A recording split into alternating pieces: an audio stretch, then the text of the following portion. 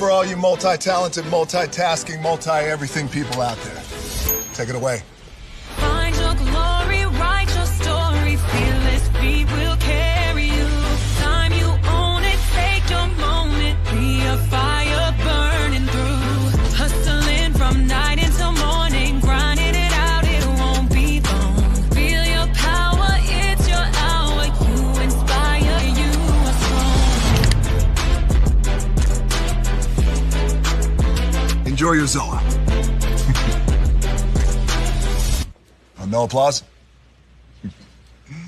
You're all fired. Now that you've reached the stage in your life where quality television is important, Nubian TV is a black network that speaks to your lifestyle. Nubian TV is the world's first digital network devoted to the upscale and political lifestyles of black people. Nubian TV's programming includes politics, travel, fashion, food, automotive, arts and culture, civil rights, music, and more. Watch now on Amazon Fire TV, Roku, or watch globally at nubiantv.net. Nubian TV, it's what you want to watch.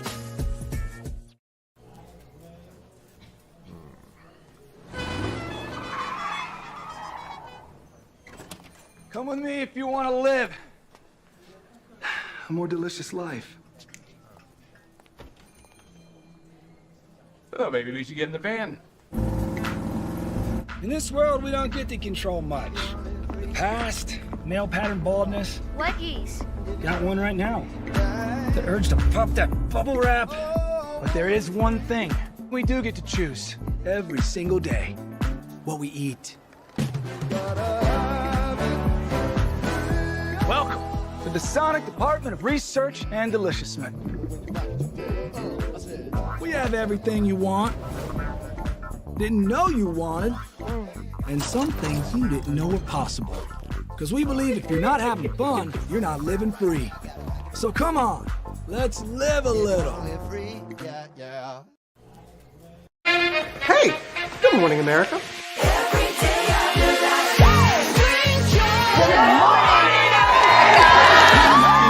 Good morning, America. Good morning, America. Good morning, America. Money! Are you ready? They are ready. Covering the biggest events in the country right now. There's a lot going on here. It's always a good time. That's what the show's about. That's good. Really good. Very good. Coming in hot, Jimmy, coming in hot. It's far from elementary. Oh. Good morning, America. I'm not going to try to strut like Michael or anything. I have known George a long, long time. Have you ever gotten him to dance? Look at that face. You don't just see it, you feel it. I'm in. I'm in. I'm in. I'm in too. I'll be there. I am here and so happy. I'm in. I'm in too. I'm in. That tells you something when Snoop Dogg's in. Michael, George, where? Ginger. Caesar. Just look at him. Politician. General. Author. Ruler. Man.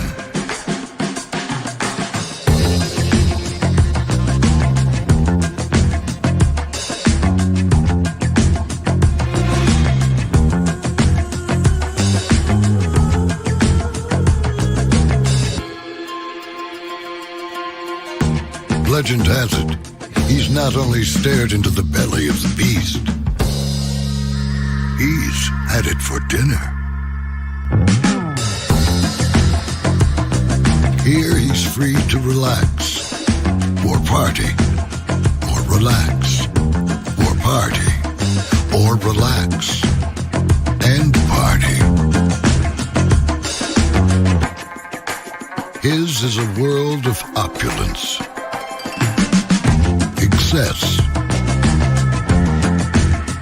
and the occasional impulse buy. Not one to rest on his laurels, he's famous for ushering in a new age of entertainment. So, for anyone seeking a place where the sun never sets on a good time, all this awaits. I am Caesar, and I approve this palace.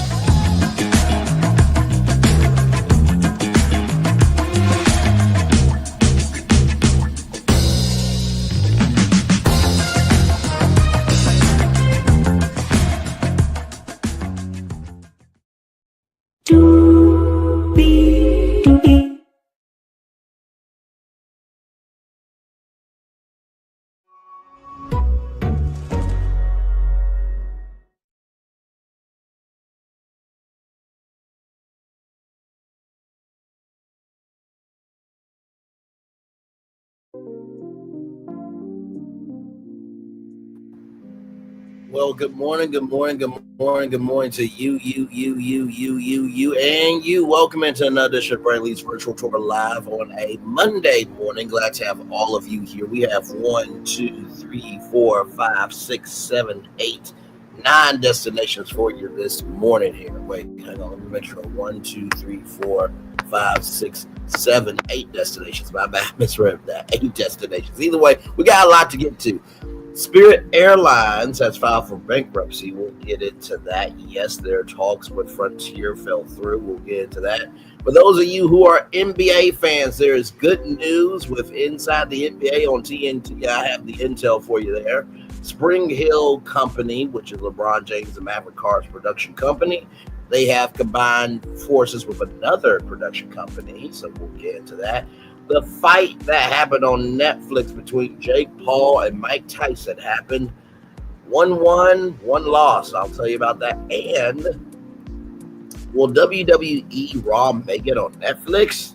We'll talk about that for sure.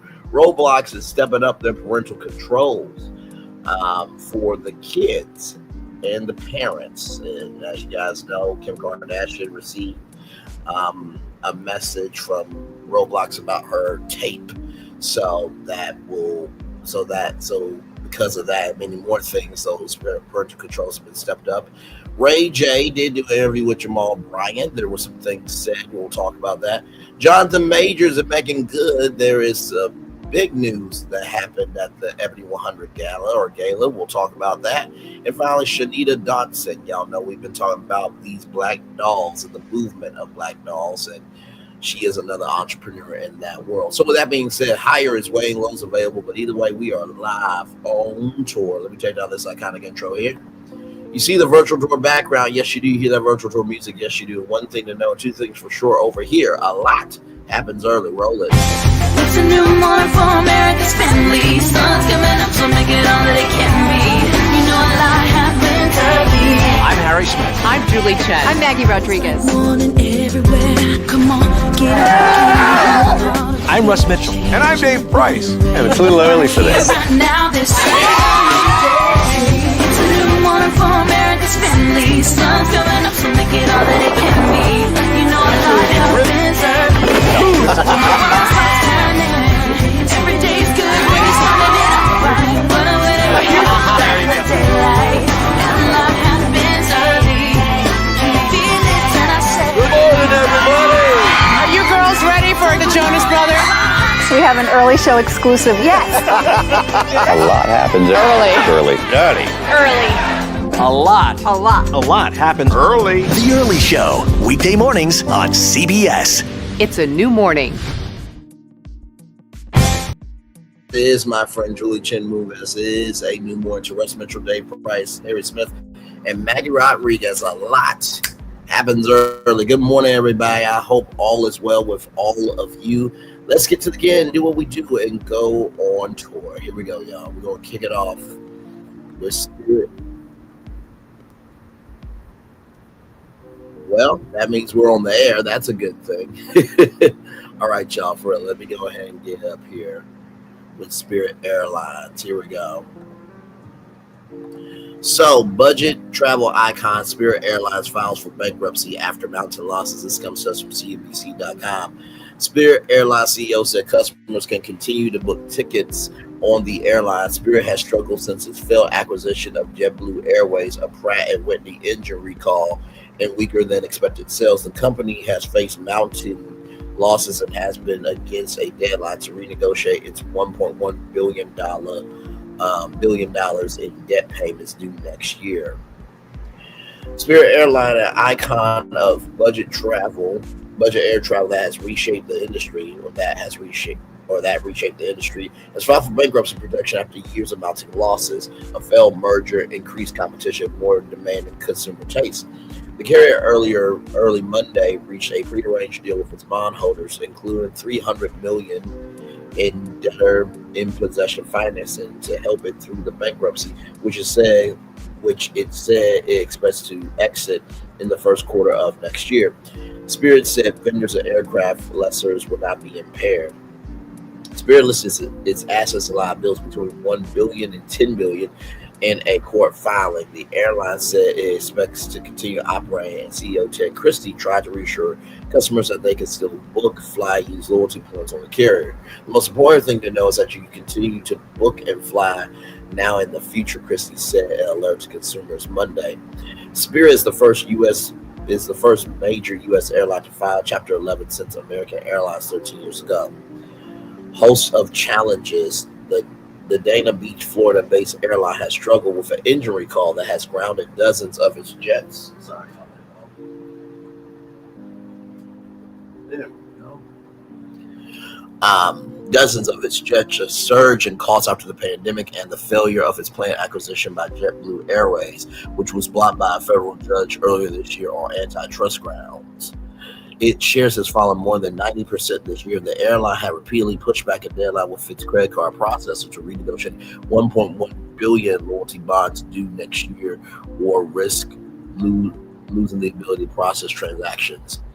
It said Monday that it had reached a deal with bondholders for $350 million in equity, and that note holders would swap $975 million for equity. Spirit stock will be delisted from the New York Stock Exchange as a result of its filing in the U.S. Bankruptcy Court of the Southern District of New York. Last week, Spirit said it had to delay its quarterly filing and said it was in discussions for a deal with a majority of creditors that would not affect customers, vendors, suppliers, and others, but that will wipe out the company's existing equity. Spirit had said it expects its third quarter operation margins were 12 percentage points below its negative 15% margin it posted a year ago as costs surged and fares slipped. Sales fell $61 million. So as you can see there, I think this is Spirit here. And then you see it's just, yeah. And then right here, I think this is the New York Stock Exchange index there, so you can see all the points on the axis there. I think this is the x-axis and this is the y-axis, for those of you who remember graphs from school there.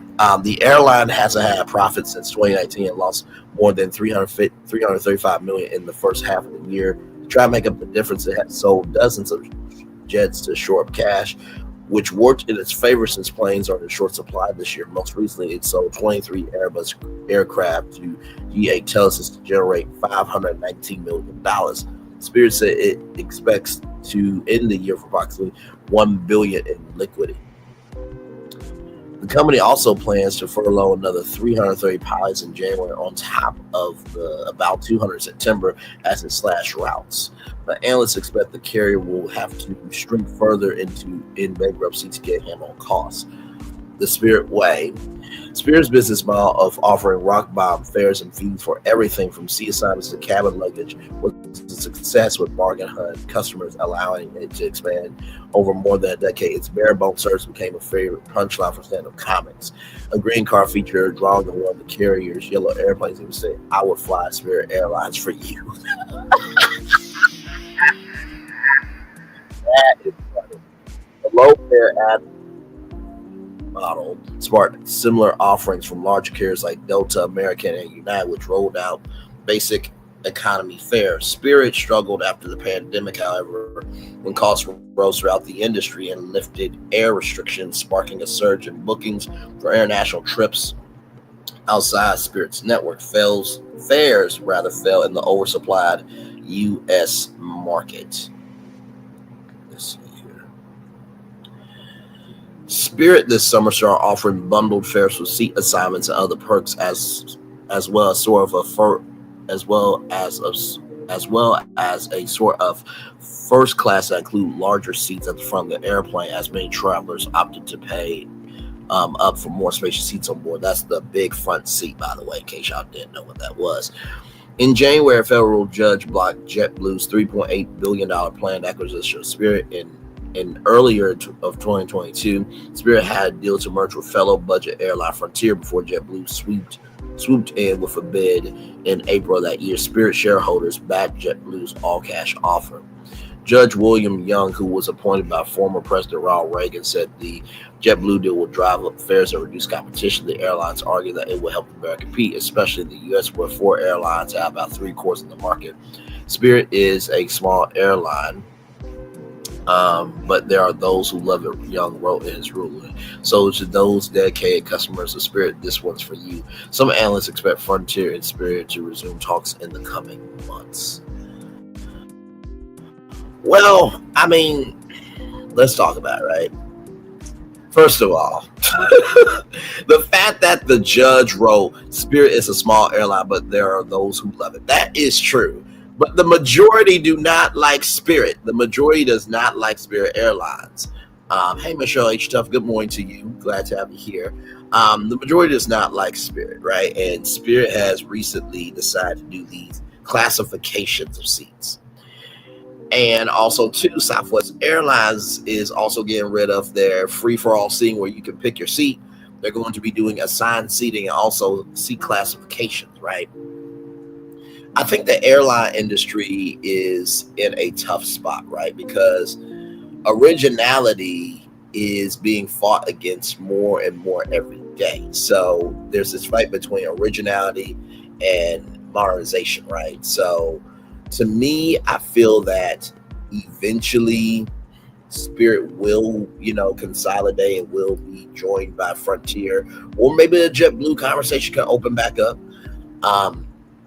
Because, I mean, with that much debt, what else can you do, right? I mean, I went on LinkedIn and I actually connected with Sir Richard Branson, and you can actually do this on LinkedIn to some accounts, not all. I just say, hey, I don't know if you know about the Spirit airline debt thing happening, but you should buy Spirit, bring back Virgin America. And I think Sir Richard Branson really should do that because Virgin America was a great airline. And I feel with this second chance that Sir Richard Branson can do a lot of good. So, just $1.1 billion in debt. I mean, honestly, let's see, how much is Sir Richard Branson worth? Hang on, y'all. Sir Richard Branson net worth. I just want to see how much the net worth is. Okay, wait a minute now. Wait a minute. So if Sir Richard Branson and Mark Cuban teamed up, they could bring back Virgin America very easily.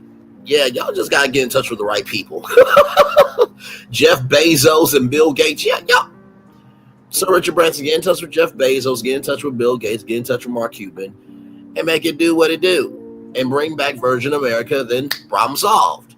Now, of course, I say problem solved from the aspect of, debt will be canceled, but then you gotta bring back everything of Virgin America. You gotta retrofit all the planes to be a Virgin America and get, Virgin America back into the culture. And so it would be a lot more work, but I do think that Sir Richard Branson really doing a Virgin America comeback will be great. Not to mention, too, you already got Virgin Hotels. I think there's one in Chicago. There's one in New York, one in Las Vegas. Not to mention, too, Virgin Voyages, which, I mean, imagine a Virgin, a very important, I'm trying to think. The VIP program, very important person, Virgin important person. Imagine that. You get points for flying on Virgin America. You can go on Virgin America, you go on Virgin Voyages, you can stay at Virgin Hotel. And, I believe Virgin's that, sleeper brand that really could take off. So with that being said, let's roll on, everybody, because there is some good news for all of you. Speaking of business, NBA and Warner Bros. Discovery has reached a settlement. Inside the NBA is heading to ESPN. That's right. It's heading to ESPN. Front Office Sports report Wednesday evening that Warner Bros. Discovery and the NBA were negotiating a settlement, which is expected to be announced next week. So right here, Warner Bros. Discovery 4-month legal scuffle with the NBA has concluded the TNT Sports parent company has settled its lawsuit against the NBA, as first reported by the Wall Street Journal and confirmed to Front Office Sports by a source with knowledge of the situation. The suit was filed after the league announced its new $77 billion, you heard me, $77 billion U.S. broadcasting patent with ESPN, NBC, and Amazon. The settlement will not result in a fourth package, meaning that there will be no regular season or postseason games on TNT, which has broadcast the NBA since 1989. So that's the bad news, right? So that's been over decades upon decades, right? While all details have not come to light, the deal to end the breach of contract lawsuit filed in a New York court will give Warner Bros. Discovery the ability to create new NBA content in the U.S. and abroad. Front Office Sports report Wednesday evening that Warner Bros. Discovery and the NBA were possibly negotiating a settlement, which is expected to be formally announced next week.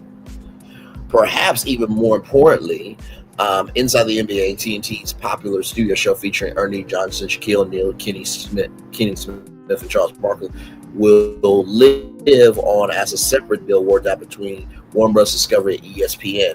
According to the Wall Street Journal, which reported that the show will air on ESPN regularly throughout the season and once the new NBA rights package starts next season. TNT will also reportedly license select content from ESPN. The hosts will reportedly be able to continue working together on other term properties as well. Barkley inked a 10-year, $210 million contract extension with TNT in 2022. At the Front Office Sports Tuned Into Sports Media Summit in September, ESPN president of content Burt Madness told Front Office Sports it would be a perfect world if the network could add Barkley, adding that he is a singular talent. Warner Bros. Discovery alleged in its lawsuit filed against the NBA in July that wasn't allowed to match Amazon's offer for the NBA seat package. Some of Warner Bros. Discovery lawyers argue that the company had the right to do under its existing agreement. Amazon is paying around $1.8 billion per year for the package. Disney, ESPN's parent company, will be paying $2.6 billion annually for the A package, for NBC Universal shelling out $2.45 billion per year for the B package. So this is very, very good news. Now, what I have to say on this is I kind of figured something would happen with this, because I said to my coworker Bishop that what they could do is an Inside the NBA watch party where they could, do highlight clips. Now, they couldn't show the games, but of course you can do highlight clips and have, a watch party inside Studio J with a live audience. Shaq got Big Chicken and Papa John's pizza, so there's the food. And then, of course, just find, a good brand of alcohol like Lobos from LeBron James. I'm sure that LeBron James would not mind giving away free tequila to the Inside the NBA watch party audience. Then, there you go. Then you can have correspondents at the NBA games and you can check in with them, because the NBA can't get you for that. You can check in where the games are. You just can't air the games. But the fact that Inside the NBA will be on ESPN is going to change the game forever, which basically means to me that hang on, my friend, hang on. There we go. Okay. Which basically means to me that at the beginning, middle, end of the day, Stephen A. Smith ain't got no damn job. Listen. I am not celebrating a black man's demise, but we all know that NBA Countdown with Stephen A. Smith ain't nothing compared to Inside the NBA on TNT. We can just, no problem, my friend, no problem. We can all acknowledge that, right? Just keep it in a buck. So congratulations to Inside the NBA on TNT, and also to, let me give some credit to the NBA, because they did not have to do this. They did not have to do this deal. But I think as time went on, I think the NBA recognized that Inside the NBA was an integral part of the NBA, that without that, the league could not move the same. You know what I mean? So, and not to mention too, here is how this is going to work here. So basically, tuned-in columnist Mike McCarthy has learned that TNT will maintain complete editorial control as Disney licensed the award-winning program. So, not to mention, okay, so this is how Pat McAfee works, right? So Pat McAfee licenses show to ESPN. It's on the YouTube channel for ESPN. It's on Hulu. It's on Disney Plus. So Pat McAfee still owns the rights. That's his show. He's just licensing it to air. So here we go from front office. The NBA and TNT have settled their lawsuit and joined now by Front Office Sports Tuned In columnist Mike McCarthy. Welcome, Mike. Great to be back, Owen. Always great to have you.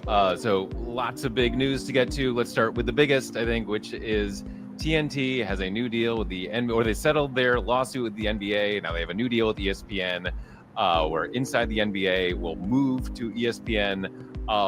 Break it down for us. What is going on? It's incredible, Owen. You know, ESPN has been lusting after Charles Barkley and Inside the NBA for 20 years. No matter what cast they tried, no matter who they added to NBA Countdown, it was always viewed as a pale imitation of Inside the NBA. But you know what? When ESPN wants somebody, you know, like they wanted Pat McAfee and they wanted Troy Aikman and Joe Buck, they usually get them. And here we go. Starting in 2025, Inside the NBA is moving to ESPN. In return, TNT is going to get a package of Big 12 college football and college basketball games. And I can't believe I'm even saying this, but Charles Barkley is joining ESPN. Yeah, wild stuff. And so, I mean, it's so hard to know, like, is this a fair deal? But, like, do these two sides feel somewhat equally weighted when you kind of look at the scale here? Yeah, you know, Owen, it's tough.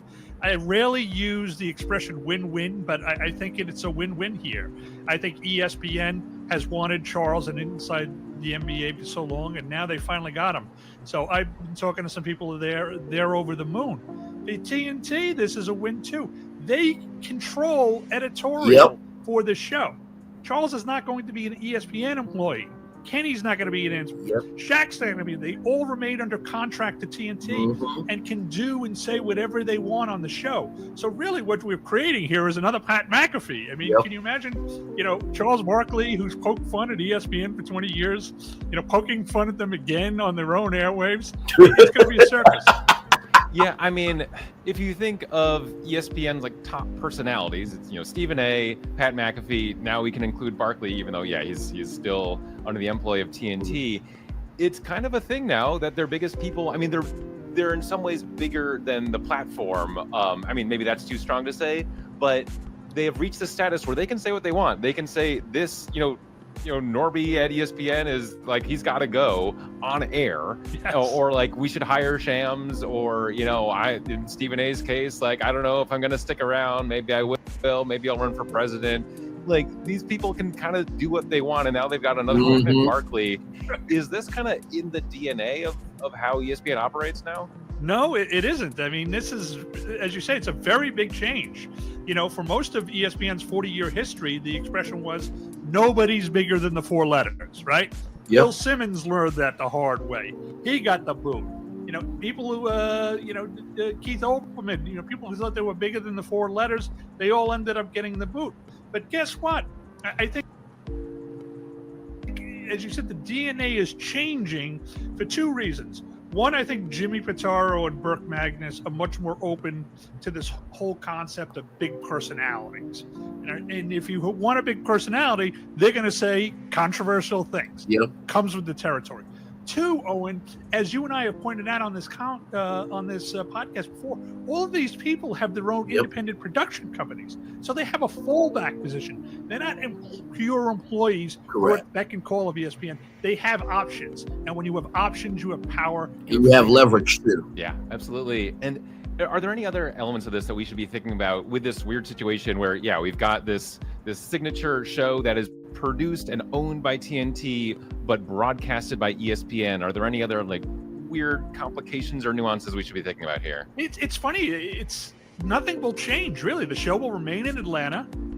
It will continue to be produced by the same exact production team, which will make Barkley very happy because he's extremely loyal to those people. Yeah, yes, he It is. will essentially overtake NBA Countdown as the league's premier show. NBA Countdown will become strictly second string, or probably be just a regular season show. And other than that, nothing changes except where you watch the show on the dial. So I think fans are going to love it. I mean, I've heard from so many fans who were just terrified that Inside the NBA was going to go away. It's their favorite show. They watch it every year with every week with their family.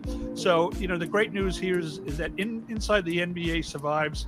You'll have to watch it on ESPN and ABC instead of TNT, but it's still a TNT show. Yep. Charles and company are still TNT employees. And guess what? TNT is going to look them to use them in other projects. So look for TNT to use Charles in another sports talk show that goes well beyond the NBA. As we know, he loves hockey, golf. He has a million interests besides basketball, NFL.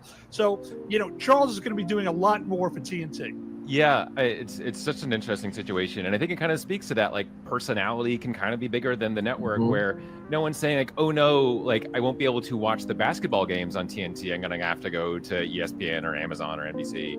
But this show of Inside the NBA is like, that's been the big point of tension, because I think basketball is basketball. You get you might like your certain broadcasters or not, but yeah, that quartet of Barkley especially, but also the whole team, Kenny and Shaq and Ernie. Yeah, the other funny thing here is from a macro standpoint, nobody ever does this, but let's give a shout out to David Zaslav. Everybody thought the WBD chief was completely crazy when he decided to sue his own league partner. But you know what? He saved face. Inside the NBA survives. He's getting international game rights to 100 games, that elusive fourth package that, I've been hyping about for months. So, he came out of this pretty good. Yeah, he did. For a guy who gets, really trashed all the time, he went in there and he did the unthinkable, which is he sued a league partner, and, he comes out of it smelling like a rose. Yeah, that's a great point. Let's hop over to another major force in the media, that being Netflix. So they had their. So there you go. So that is the behind the scenes there on that. So congratulations. And by the way, like they said, that will be starting next year. Next year, Inside the NBA on ESPN. And y'all, like they said, NBA Countdown will still be on ESPN for those of you who believe that's a quality show. Okay, so with that being said, moving on, speaking of sports, from Variety.com, Fullwell 73, and hang on as it pulls up here. There we go. From Variety.com, Fullwell 73 and SpringHill Company join forces to grow in film, television, documentaries, live events, and branded content. The enlarged company will be led by SpringHill's Maverick Carter and Fullwell's Leo Perlman as co-CEO. So that is Lee Perlman, that is Maverick Carter there. The SpringHill Company and Fullwell 73 have joined forces in a merger of equals that aims to make the enlarged company a bigger player across TV, film, live events, branded content, commercials, and consumer products. SpringHill, the production mayor headed by LeBron James and his longtime partner Maverick Carter, will come under the same roof as Fullwell 73, founded nearly 20 years ago in the United Kingdom by partners Ben Winston, Leo Perlman, James Gordon. If you don't know who James Gordon is, from the Late Late Show with James Gordon on CBS, Ben Turner and Jay Turner. The new company will have offices in Los Angeles, New York, London, and Sunderland in the United Kingdom. Carter and Perlman, who are based in London, will serve as co-CEOs. The deal is expected to close by year's end. Okay, here we go. Let me see. Go back up. Okay, there we go. All right. SpringHill has been busy with a wide range of documentaries, sports-related, unscripted content, and The Shop, the HBO series hosted by James and Carr that features celebrity friends in a barbershop setting to speak honestly on sports, music, pop culture, and more. SpringHill is working on everything from a docuseries on University of Southern California women's basketball star Juju Watkins on the rise, Juju Watkins, to a Motown Christmas holiday special from NBC and Peacock, which we cover here on Virtual Tour Live. It's Netflix productions, including the NBA docuseries starring 5 scripted movies, Rez Ball and Adam Sandler star Hustle. Last month, SpringHill signed a deal with France Media One to develop film and television projects for the United States and other markets. Fullwell is known for producing live events, including the pass-through Grammy Award telecast on CBS. Like I said, I think it's 2027, if I'm not mistaken. Hang on. Yep, right here, if you guys remember, because we covered this live. This was some very, very, very big news about the Grammys here. And I literally saw this when we wasn't on tour together, or it was either we wasn't on tour together or I was on tour with y'all, but I saw this. I think it was the fact that I wasn't on tour with y'all when I saw this. So give me one moment here. So here it is here. The Grammys to exclusively simulcast on ABC, Hulu, and Disney Plus beginning in 2027. So 2026, so 2025, 2026 will still be on CBS, but then it will simulcast starting in 2027 and will be a 10-year deal through 2036. As a part of this deal, the recording camera will also produce multiple Grammy-branded music specials, additional new programming for artists around the world across Disney platforms, and you bet your bottom dollar that Dancing with the Stars will have a Grammys night, and American Idol will also have a Grammys night. Okay, so that just to give y'all a little context there with that. The Los Angeles half of the from Paris to Los Angeles Summer Olympic Games handoff in August. Fullwell 73 produced that, and the Hulu reality series The Kardashians. It also produced the 2021 CBS concert special Adele One Night Only, and Disney Plus's 2022 global live stream for Elton John's farewell tour performance from Los Angeles Dodger Stadium. Its documentary titles include Ed Sheeran, The Soul of It All for Disney Plus, and the soccer docuseries Sunderland Until I Die for Netflix. Fullwell also on a film television production facility in Sunderland Crownworks Studio in the United Kingdom. Winston and Carr confirmed to Variety in a joint interview that no money is changing hands in the merger, while all the shareholders in the still unnamed new company have committed to contributing $40 million in new capital to drive the expanded ventures growth initiative. The list of investors include those who have backed SpringHill since the formation in 2020, including Fenway Sports Group, Redbird Capital Partners, UC Investments, Nike, Epic Games, Main Street Advisors, Elridge Industries, which is a business partner of Variety parent company PMC. And I think that is what is that? Penske? I think it's Penske Media Company, I think, if I'm not mistaken. It's the sole outside investor in Fullwell 73 and staying with the new entity. SpringHill was valued at $725 million in 2021 when it got capital infusion from Redbird. Fullwell 73 has been a prolific shop ever since it arrived in the U.S., along with Gordon in 2015 to produce CBS's The Late Late Show. But Winston, who is based in Los Angeles, recognized that Fullwell, for all of its success, needed to be more diversified in its approach to developing, producing, and distributing content. We did not want to stand still, ultimately become a production company where more and more you are in the services business. We are producers for hire, Winston said, and it's very, very difficult, and the bar has changed a lot for us in a streaming-dominated world.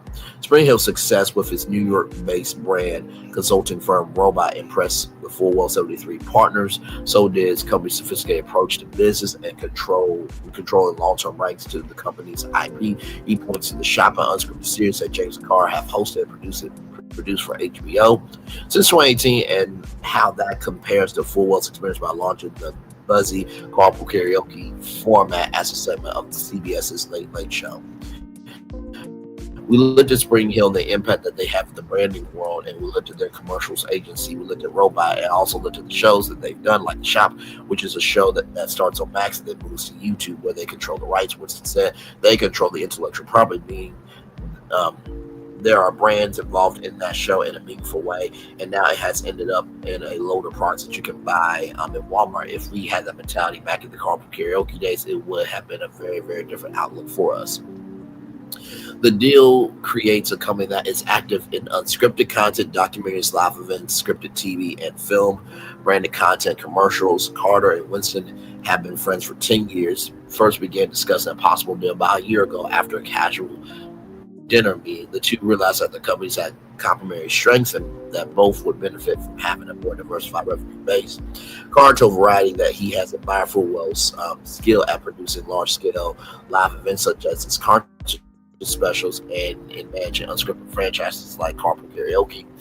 Together, the leaders of both companies have the connections to thrive and command top dollar for hot entertainment media properties. Full strength in the UK and Europe will be crucial to expand the shop format into new territories and languages. Although the entertainment world is changing and moving, the one thing that will never change, no matter how it's distributed, the thing that has always remained consistent is that if you make great content with amazing talent and great stars, viewers will want it. Carr said, we believe now we have the best in class capability to do that, and we have the best relationships with talent. SpringHill was also repped in the deal by Main Street advisors, was Gibson, Dunn, and Crutcher. 473 was advised by London-based New Shore partners, as well as law firms Frankfurt, Klein, and sales for the U.S. legal and tax matters, and Meagan and Sovereign for United Kingdom matters. So here's the thing, right? I did see this story and that it was forming.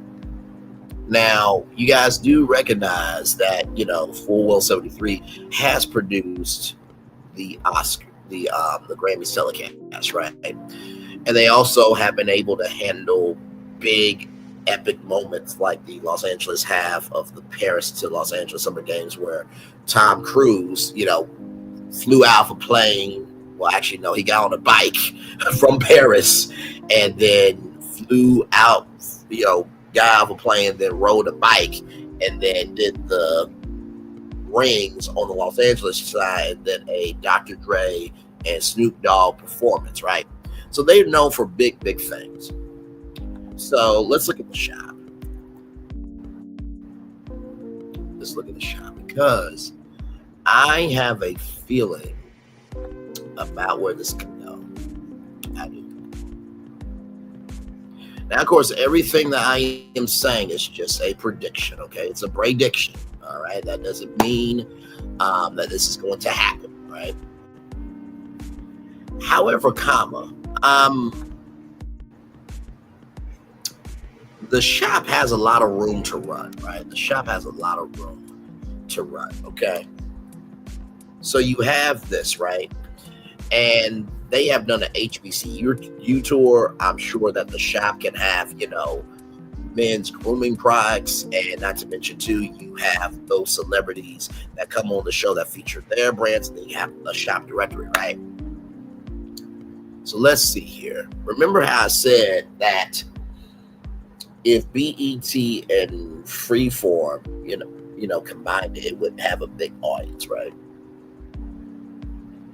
I keep telling y'all that ABC Disney does not have a black network. What if LeBron James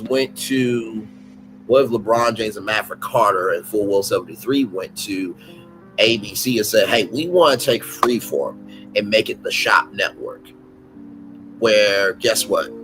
We're in the shop with what's in fashion. We're in the shop with what's in technology. We're in the shop with what's in media. We're in the shop with entrepreneurship.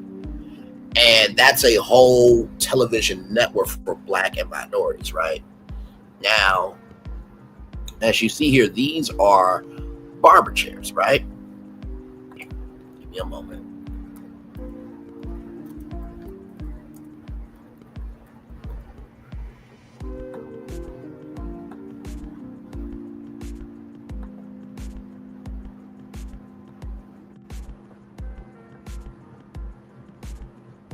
And y'all may remember this. Let's see here.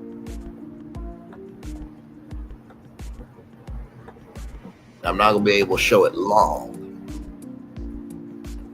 but there was something back in the day, from Steve Harvey and oh my God, what's that brother's name? Rashawn McDonald. There was this thing called the Neighborhood Awards. Y'all remember that, right? From Steve Harvey, where he would have the Steve Harvey Morning Show live broadcast, this, that, and the third. Now, imagine, if you will, right, that they do the Shop Awards, right? And they basically have these golden barber chairs as awards, right? For the best car wash, for the best teacher, for the best student, for the best content creator, right? But also, too, they could do the Shop Entertainment Awards, you see. So imagine Full Well 73 producing the Shop Entertainment Awards and the Shop Good in the Neighborhood Awards. So now the Shop has two big award shows. Now they have a whole Black and MyPop network for Disney.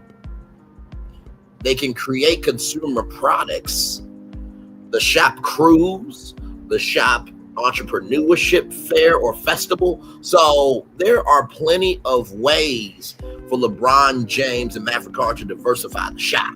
Now, like I said, all this is just a prediction, right? So I'm not saying that this is actually going to happen. But from my media brain, I definitely see where this deal is going. I definitely see where this deal is going. So just want you guys to know about this deal.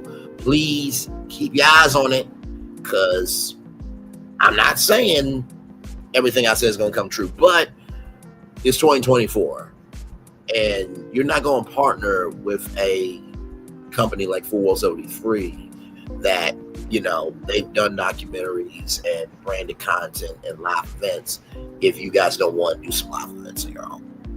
And like I said, they've already done the HBCU tour, so that should tell you something.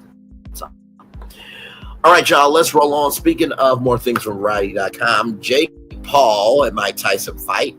Netflix draws criticism for buffering, freezing, and lagging during the live event. While Twitter was filled with fans eager to watch the star of the Jake Paul-Mike Tyson fight on Netflix, many were complaining about the buffering and image issues during earlier fights, causing disappointment and inability to keep up with the action.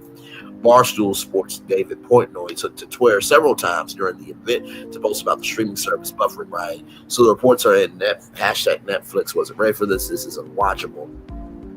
And I'm in the classic torture chamber where I can't tell if my internet keeps going out or whether hashtag Netflix is constantly buffering and unwatchable for everybody. Sports media commentator Skip Bayless also weighed in on the social media platform, right? I have been having streaming issues during live action on Netflix, and I am dreading freezing and buffering during Paul Tyson. I guess the servers don't have the bandwidth for the worldwide magnitude of this. Several Variety staffers watching the broadcast also ran into buffering lagging issues. Meanwhile, unwatchable hashtag Netflix crash were trending on Twitter during different parts of the evening. Eventually, the fight went on for all 8 rounds, and Jake Paul was declared the winner. Variety reached out to Netflix about the criticisms, and a spokesperson said the streamer had no comment at this time. Although the fight was the first live sporting event to air on Netflix, there are plenty more on the horizon, with both the NFL and WWE headed to the streamer. The NFL will debut on Netflix with 2 games on Christmas Day, and the WWE will head to the streamer the debut of Raw on January 6th. So in April of 2023, Netflix hosted its first major live event, Love is Blind reunion, and hit many snags. After a 90-minute delay, the reunion was taped and put on the streamer the next day. So that is the question that I have. Is Netflix really built for live broadcasting? Hey, Lacey W., welcome in. Good to see you, my friend. Glad to have you here. Hey, it's Tay-T. Welcome in. Glad to have you here as well. Is Netflix built for this? I don't know it is, right? Because, like, let me look up the rights. WWE Netflix deal. So here it is here, y'all. So Netflix has inked a landmark deal for 10 years, $5 billion. $5 billion. So So I hope that for the next 10 years that Netflix is also building up their servers to handle WWE, right? The fan base is not what it used to be, because there was a time where Raw is War was the vibe, and it was, let's just say that it was a lot more raw back in the day than it is now. It's kind of toned down with the energy, because you had Stone Cold Steve Austin, drinking beer, not beer but beer, on live TV. You had some storylines that were way out the way. I was watching Mr. McMahon with my sister, and some of the storylines that they had were crazy. There was even one where Vince McMahon went into a limo and the limo blew up, and there was a wrestler that is such a sad story that he unalived himself and his family, and that storyline had to stop. So when it comes to Netflix getting into this live arena, you're Netflix right now. You can say that you outlived Blockbuster. Hey, the network specialist, good to see you. By the way, the network specialist is also an excellent content creator as well. Shout out to her. And by the way, if you guys are liking the vibe, like, comment, share, subscribe over here to this channel. Glad to have you. Love you, value, appreciate you all. You guys are Netflix, so you guys have beaten Blockbuster. You beat Movie Gallery.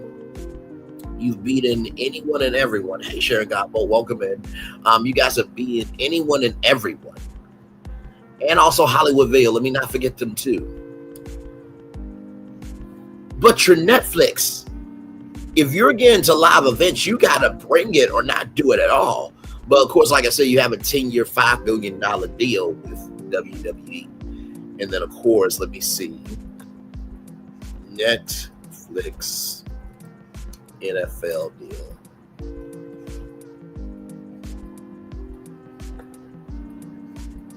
So here it is here, right? So in addition to that, Netflix is going to be they're paying $75 million per game, right? So they are streaming 2 Christmas Day games, right? So you do $75 million plus $75 million. So basically, they have paid at Netflix. Hang on, wait for it to come up here. They have paid $150 million, and if people have problems streaming the Jake Paul Mike Tyson fight, they're not going to play about their NFL, okay? Now Amazon got Thursday Night Football, and it flows. You know what I mean? So like you can't come weak with this. And like I said before, and hey to Latrice, welcome in. Glad to have you here. Good to see you. Like I said before, when it comes to Netflix, they had the Love Is Blind reunion. Like they said, it aired after 90 minutes, and they taped it and aired it the same or the next day. You can't come weak with live television. If YouTube can hold all these channels with streams, y'all should be able to do it in y'all Netflix. So just keep it a buck. Okay, and like I said before, Jake Paul wins Mike Tyson fight. Netflix Rumble lasts all 8 rounds. After a unanimous decision, immediately after the fight, Paul was humble about his victory, saying, first and foremost, Mike Tyson is such an honor. Let's give it up for Mike. He's a legend. He's the greatest to do it. He's the GOAT. Look up to him. I'm inspired by him. We would not be here today without him. Tyson spoke of his performance, saying, I didn't have nothing to prove to anybody, only to myself. He also gave props to Paul as an athlete. He's a very good fighter. So this fight that took place on November 15th took place at AT&T Stadium in Arlington, Texas.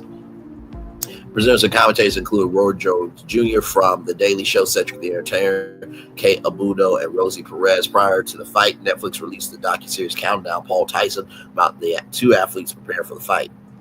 There were 3 fights on the main card before Paul Tyson. The first was a super middleweight battle where Nirajat Nurgurt defeated Wenderson Nunes. The second was a welterweight match between Mario Barros and Abel Ramos, which ended in a split draw, resulting in Barros retaining the WBC welterweight title.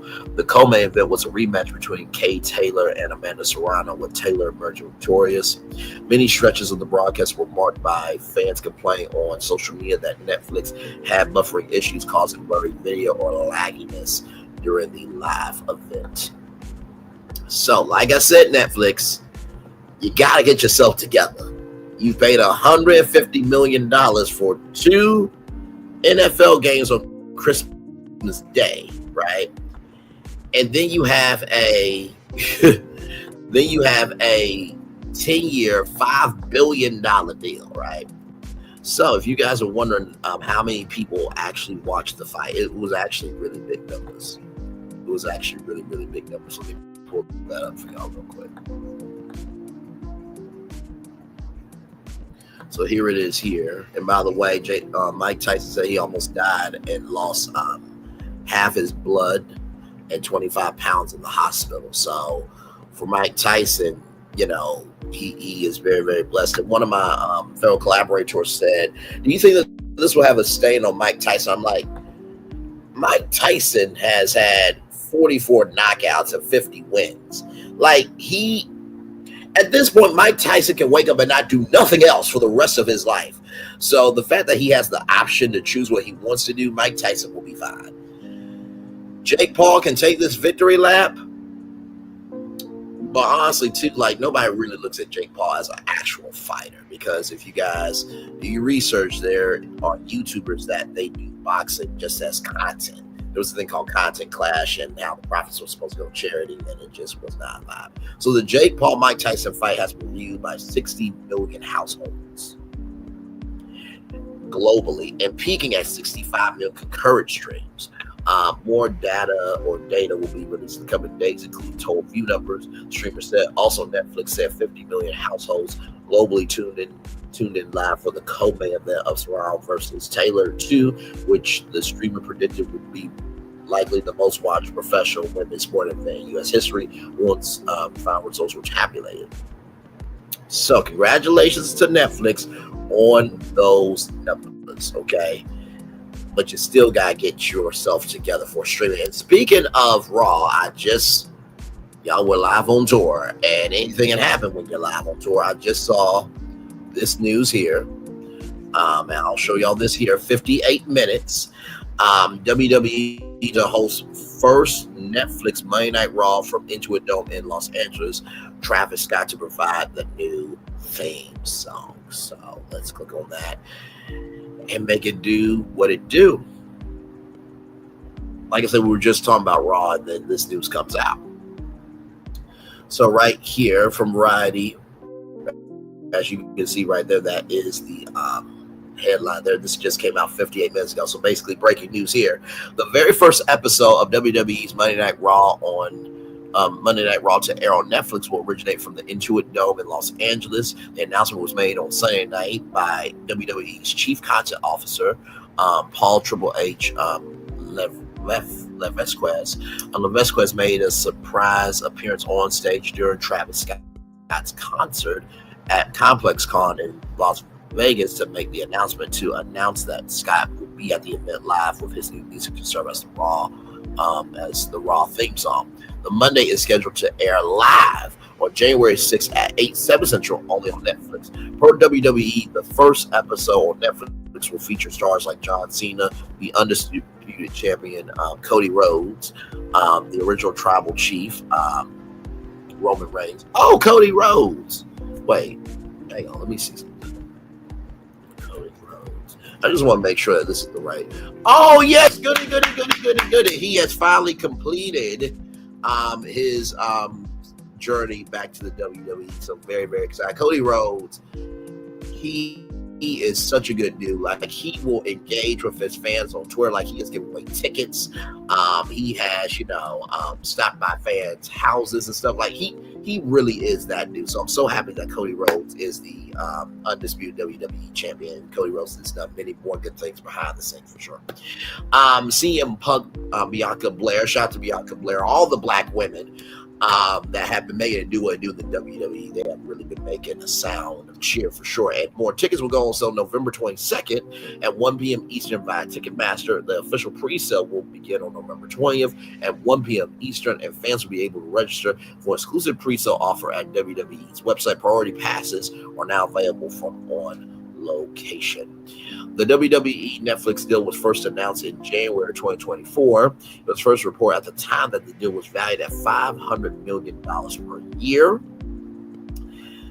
Ooh. In addition to Raw, WWE's SmackDown, Next, and premium live events like WrestleMania will be available to Netflix subscribers outside of the United States.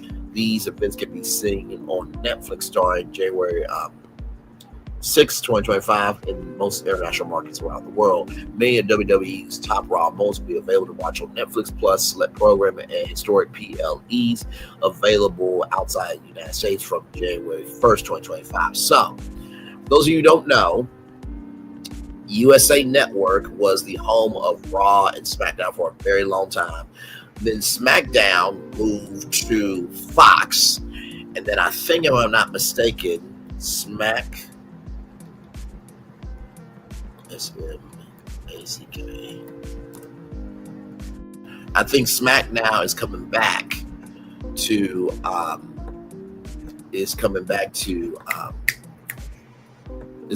USA Network, if I'm not mistaken. Yes, it is. Yes, let me show y'all this here. See, like I always say, if y'all understand the moves that are being made, you'll understand what's in front of you. So right here, so it's going back to USA Network, and SmackDown was a part of was streaming on Peacock, if I'm not mistaken. WWE will also produce 4 specials a year for NBC Primetime.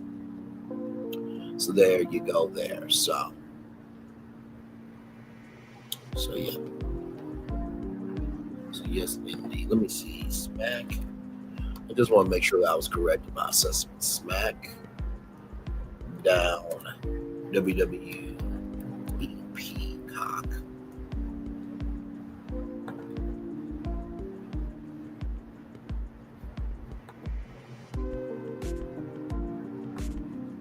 Let me see here.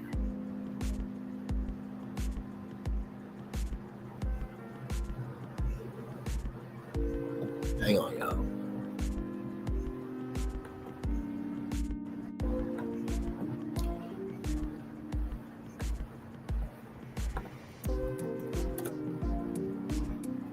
Right here. So, yep, here it is right here.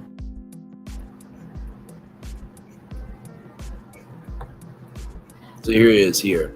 WWE SmackDown's next day stream will move over to Peacock in October once the deal with Hulu expires.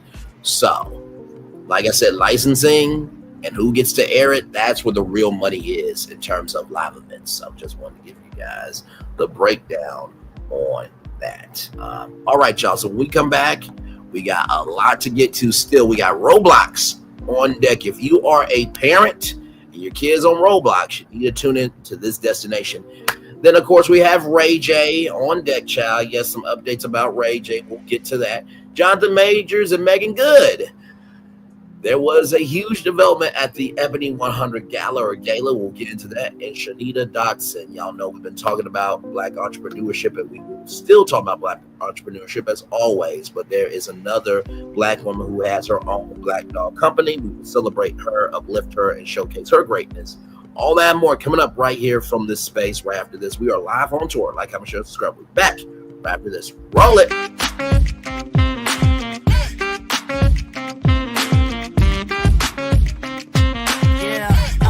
Yeah, we hustle all day.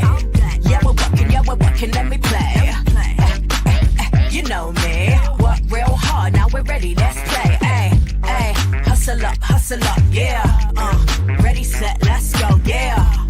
Hustle up, yeah. Ready, set. Let's go. Turn it up, turn it up, turn it up, turn it up a little louder. Now get low, get low, get low, get low. Come on, drop it to the floor. Yeah, drop it to the floor. Turn it up, turn it up, turn it up, turn it up a little louder. Now get low, get low, get low, get low. Come on, drop it to the floor. Yeah, drop it to the floor. Turn it up, turn it up, turn it up, turn it up a little louder. Now get low, get low, get low, get low. Come on, drop it to the floor. Yeah, drop it to the floor. Turn it up, turn it up, turn it up, turn it up a little louder. Now get low, get low, get low, get low. Come on, drop it to the floor. Yeah, drop it to the floor. Turn it up, turn it up, turn it up, turn it up, turn it up a little louder. For Ramirez, Wingstop's triple meal deal. 6 classics, 6 boneless, and 2 tenders with 2 dips and a large fry for just $17.99. Get yours delivered today at Wingstop, where flavor gets its wings. Welcome to Copeland's.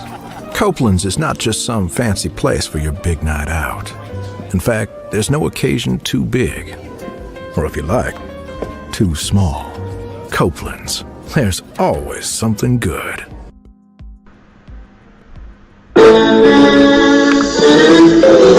Sweet morning dew, one look at you, and it was plain to see you were my destiny. God, you are found. I come from Memphis. Our son is your son. Welcome to the celebration.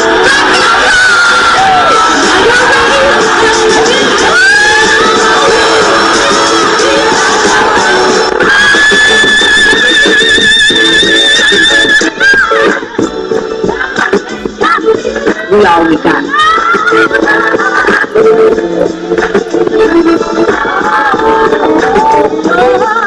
I'll see that.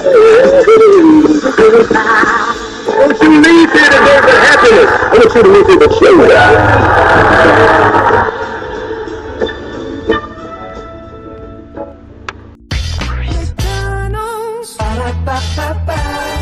I'm loving it. Love y'all right back. Welcome back into Brainley's virtual tour live. Glad to have all of you here. We kicked off the show with our first destination being Spirit Airlines. They have filed for bankruptcy. You can still get flights on Spirit, okay? So that doesn't mean the company's going away. They just restructured some debt.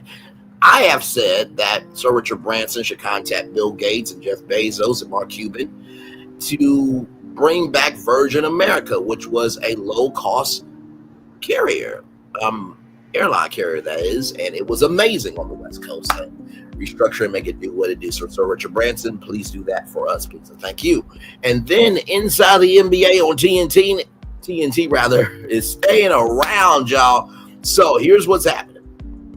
So basically, and this is really, really good news, and everybody should be excited. So basically, the inside the NBA, the TNT's popular studio show featuring Ernie Johnson, Shaquille O'Neal, Kenny the Jet Smith, and Charles Barkley will live on as a separate deal worked out between Warner Bros. Discovery and ESPN. So basically, they are going to air inside the NBA on TNT, on ESPN rather, at ABC. But here's the gag: TNT will keep editorial control, so they can do whatever they want to do. So the energy that you've been loving on TNT, it will be on ESPN. So it's a licensing deal.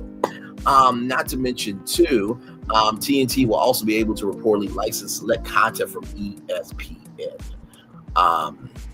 which is really, really cool. So, and not to mention, Warner Bros. Discovery will have the ability to create new NBA content in the United States and abroad. So they'll be able to still showcase highlights, right? So they can't air the games, but they will be able to showcase highlights. I've been saying for a long time they should do like an inside the NBA watch party where, you know, you have live correspondents to all the games to give like updates and stuff, and then, you know, you can showcase highlights and stuff and give takes and stuff. You just can't air the games, right? So, but the biggest thing, inside the NBA will be on ESPN, which is huge, absolutely huge. So congratulations to everybody doing what they are doing there with that. Yes, so we are about to get to that. Just recapping the show. SpringHill Entertainment and Full 73 are combining forces. So that's LeBron James and Maverick Carter's production company with James Gordon production company are combining forces to create a bigger force. So it will probably be called SpringHill Entertainment, more than likely SpringHill, and then Full Well. And then Netflix, we just talked about Netflix Monday Night Raw, WWE coming over there, the Jake Paul, Mike Tyson fight, and also the lagging issues, and will Netflix actually be able to live TV? All right, so with that being said, let's get to it. It's time to talk about some Roblox here. Here we go. So if you are a parent, I need you to get around with your TV, your laptop computer, your desktop, your tablet, your phone, whatever you own. Here it is here from Variety. Roblox boosts child safety says by auto-blocking EMC users under 13 and increases parental controls on violent sexually themed content. Following recent reports and criticisms of Roblox child safety protections, the younger skewing online gaming platform is implementing new measures, including the automatic blocking of direct messaging for users under the age of 13, and the parents' ability to regulate the level of mature content available to kids, regardless of age. Let's see here.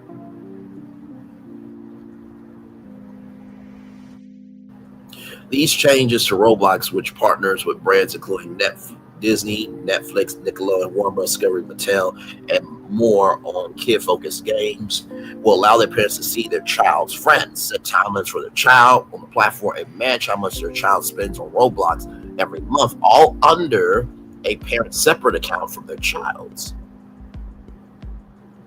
Additionally, new communication settings for users under 13 will automatically be implemented by Roblox.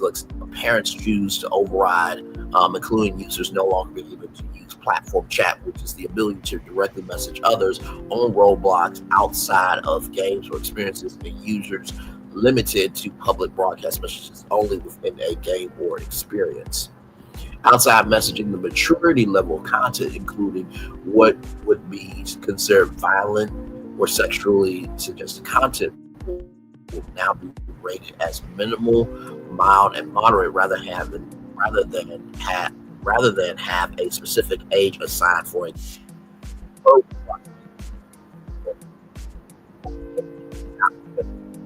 Nations, different families. Labeling experiences based purely on age does not respect the diverse expectations different families have around. So we're launching simplified descriptions of types of content available. Experience guidelines will be renamed content labels, and we will no longer label experiences by age. Instead, we'll label experiences based on the type of content users can expect to experience. These updates should provide parents great clarity to make informed decisions about what's appropriate for their child. Users under 9 years old will only be able to access minimal or mild content by default, and moderate only with parental consent, though parents can further adjust those settings. Roblox said that it worked with the Family Online Safety Institute, FOSI, and the National Association for Media Literacy Education, NAMLE, when developing these new restrictions. As parents look for ways to stay informed and engage in their children's digital lives, Roblox enhanced parental controls are a considerable leap forward, Safety Online Institute CEO Stephen Baum said. By offering robust tools for non-intrusive monitoring and privacy, Roblox is providing families with the confidence they need to foster a secure and enriching online environment. With the development of more parental controls, Roblox is addressing what all companies should be addressing: the need to improve safety features for kids and empower parents with the tools they need to help their kids navigate the complex media ecosystem. National Association for Media Literacy Education Director Chair Michelle Kula-Litkin said. So that is what you need to know about Netflix. First of all, I think that this is a wonderful thing. I think that, Nintendo and PlayStation and Xbox definitely need to get behind this for sure. And not to mention too, we also need to hold other adults accountable, right? Now listen, for example, with Fortnite, right? If you know that Fortnite is an adult game, then, control your kids, be a parent, right? But also too, if your kid wants to be a kid, let them be a kid, right? Because I think a lot of times kids try to find outlets to have something to hold on to. I always say everybody's holding on to their mental security blanket, right? And I think that's what kids are trying to do, but sometimes that blanket can smother you with adult issues. So just shout out to Roblox for doing the right thing on that. All right, y'all. So we got some updates on Ray J. Yes, we got some updates on Ray J here from It's On Site. I'm about to post all my stuff on Twitter. Since I'm having a meltdown, I'm about to air out all my mistakes I've made and been making lately by taking shrimp accountability and showing the worst of me. Hopefully, will lead me to long-term peace. Stand by.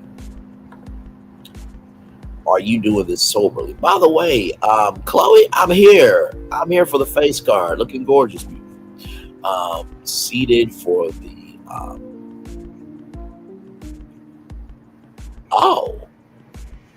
the Coke ran. Drag Brandy too. Oh my! What did Brandy do? Taraji! You better go on in there!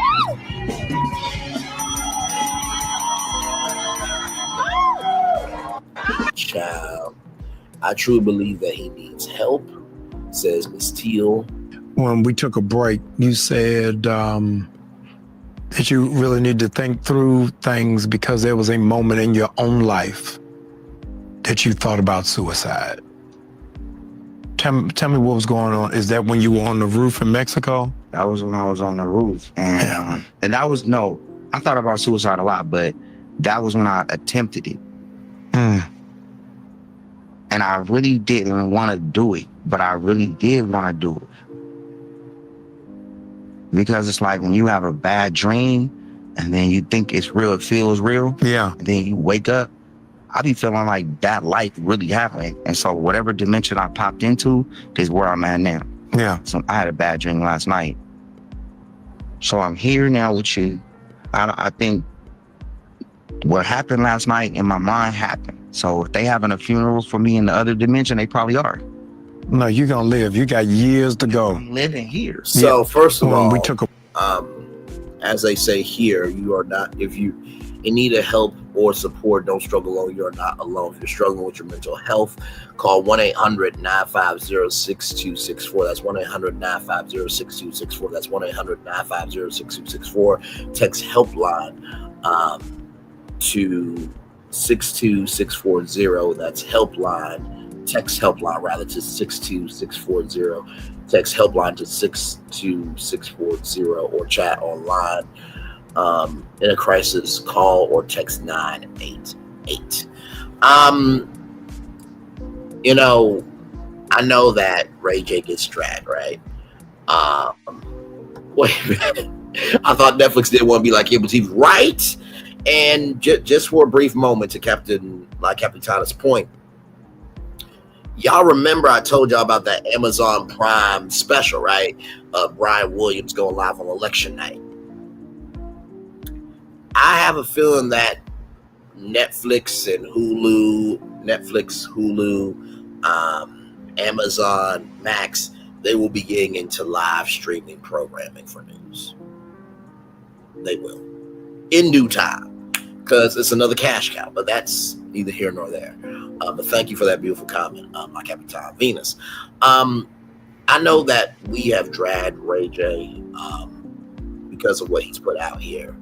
But also, too, at this point, I really do feel that there, in the words of Optimus Prime, there is more than meets the eye with Ray J.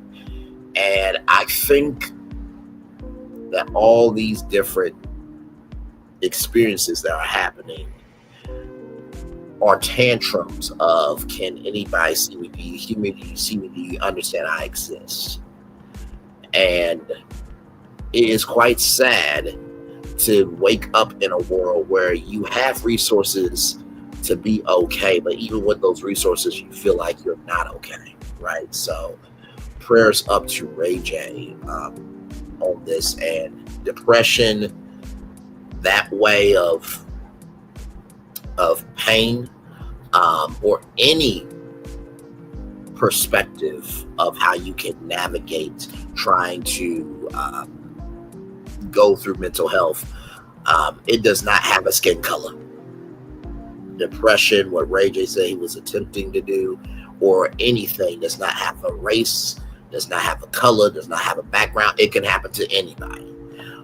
Everyone watching, remember, money doesn't make you rich. Go home and kiss your kids so your parents can take time to smile and enjoy life. Let's start with what happened with Whitney. He needs to include what happened to Whitney and Whitney Williams. Start with Whitney. We've been seeing this coming. We've seen this coming. Somebody called Brandy. Hopefully he gets the help he needs. He knows too much and he's scared that they're going to get to him next. On Twitter, he's exhausted. Ray J has no one to talk to, and please leave Brandy out of this. OMG, not drag Brandy too. Yeah, let's not drag Brandy, okay? Well, let me go engage in my toxic trait being fully engulfed in ish.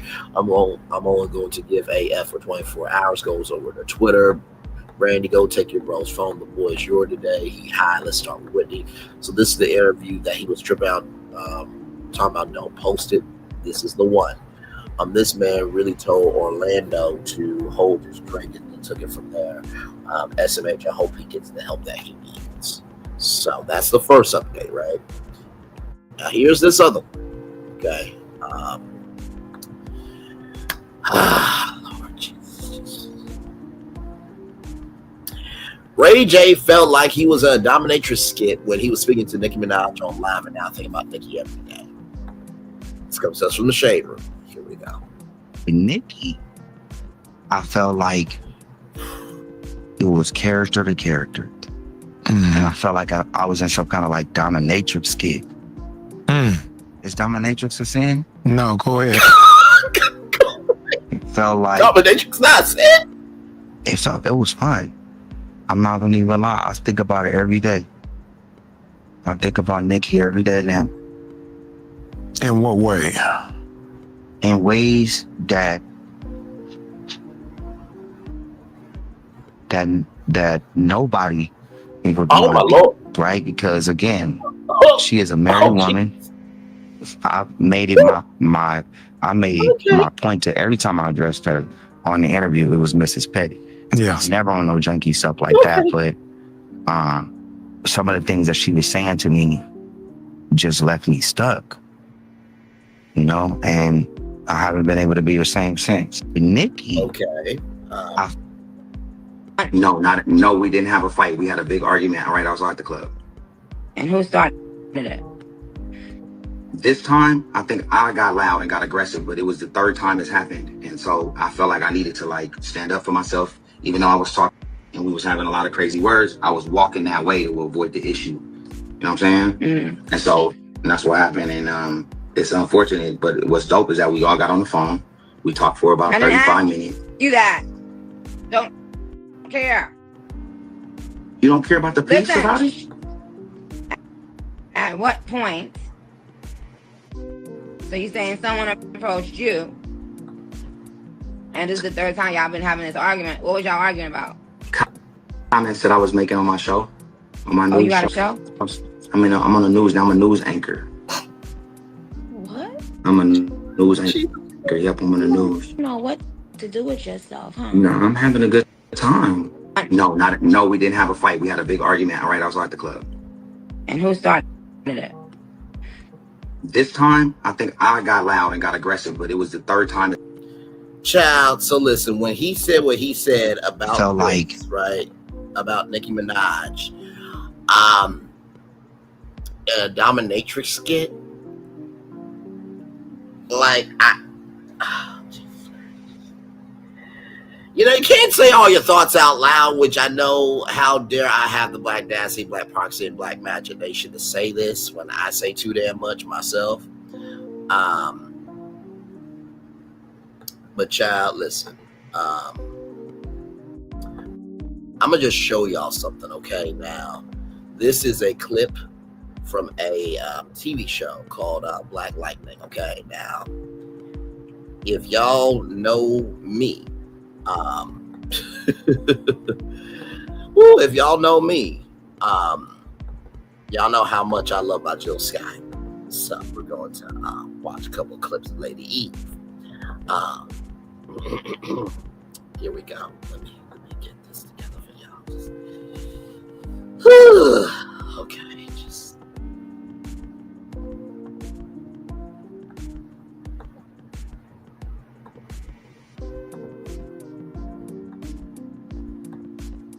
In 1 second, here we go, y'all.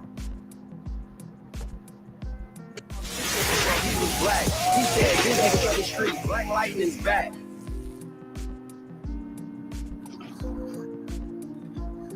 Tobias, did you know that in Africa, some people believe that albinos are magical? These people. Now, that's Jill Scott, okay? That's Lady Eve. Hang on. I would use some of that albino magic to get it done. Because if you don't, my partners are going to turn you into dust. Woo! Jesus, child. You know, just I did mind you know, feeling something from Lady Eve. My grandmother always told me that if you don't write a thank you note, it's as if the good thing never happened. Did you know that in Africa, some people believe that albinos are magical?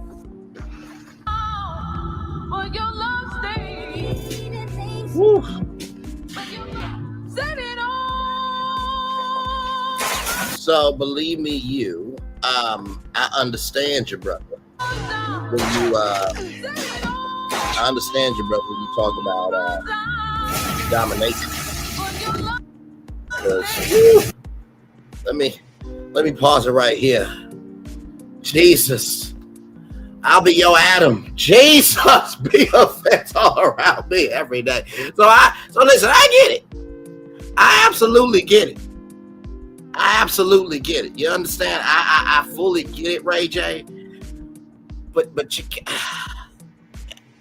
you going from ending your life to dominatrix energy. Like oh gee. It's a lot, Ray J.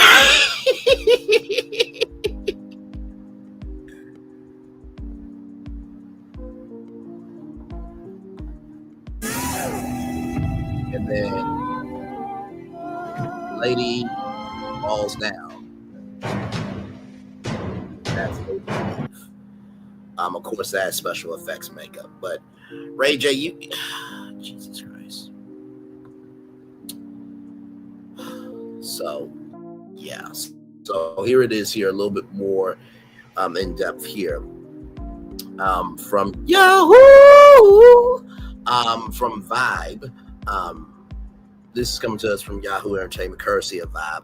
Ray J details an attempt upon his life during a controversial interview with Pastor Jamal Bryant.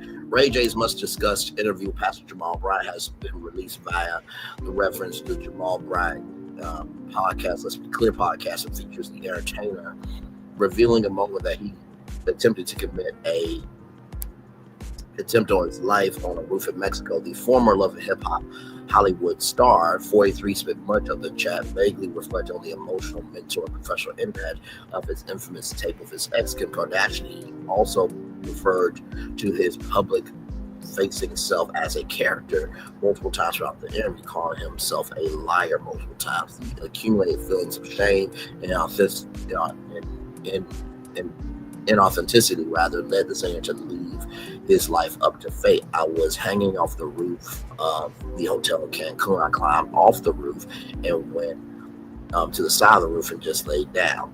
The one which singer described of the moment I climbed over and laid down, went to sleep, and said, if I fall off there, it was meant to be. He went on, so then I caught sleep for about 2.5 hours. What the heck? I know Brandy cannot stand her brother, but I feel like Ray J, I'll just say this, bro. What you do does impact people. And so what if this is the first time that Brandy has heard this, right? Now she's going to feel like she's not doing everything that she needs to do as a big sister, right? So just I'm not saying you don't have the right to your emotions, right? Because God forbid telling anybody what to do, but dude, like the fact that you hanged off of a roof of a hotel in Cancun, you climbed off the roof, went off the side of the roof, you just laid down, you got 2.5 hours of sleep.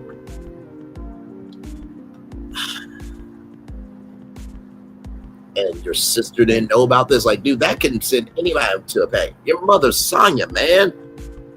Like your kids, your ex-wife, Princess Love. Like, dude, what you do has consequences to other people, man.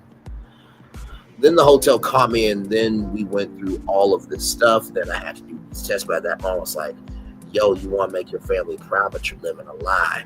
You later clarified that while he has attempted many attempts on his life, this was his first attempt. So here is the full episode here.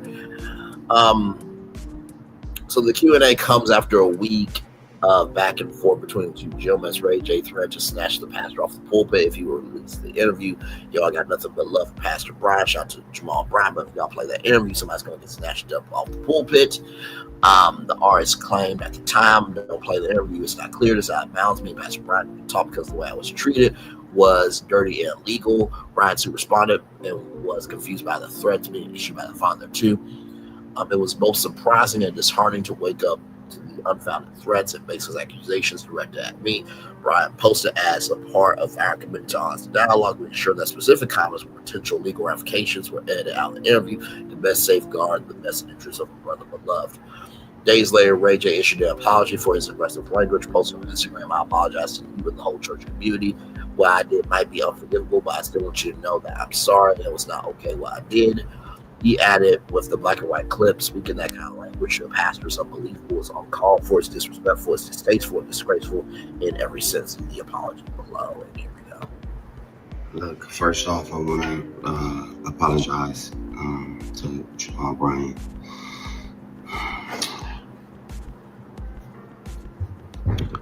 It's not okay.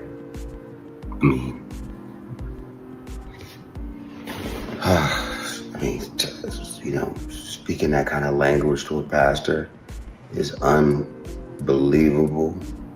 It's uncalled for. It's disrespectful. It's distasteful. It's disgraceful in every sense. I don't care what I said it for. No matter what prompted me to say that. And Pastor Bryant knows some of the stuff that I was going through. I mean, I was going through it in the interview in real time. But to show my frustration like that is not cool. Saying I'm gonna snatch somebody off the pulpit and they a pastor is being blasphemy, or on that same level, whatever that means. It's not okay. My bad, Pastor Brian. I apologize, man. I lost it. I'm human.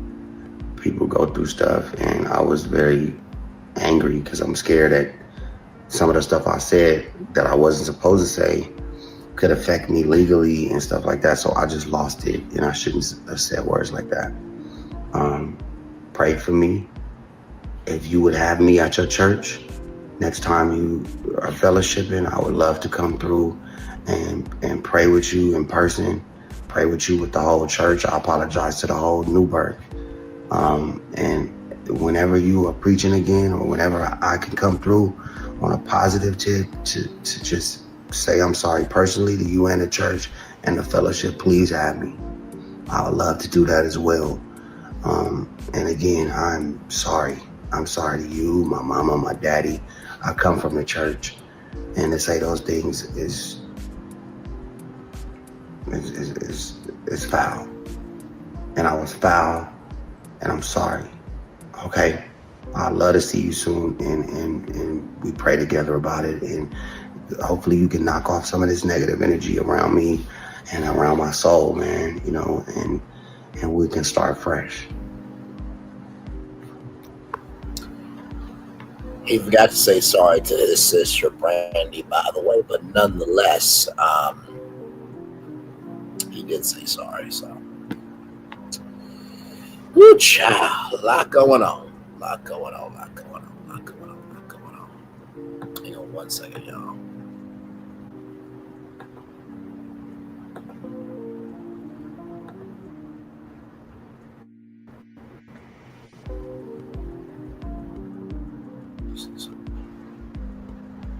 Trying to see something here.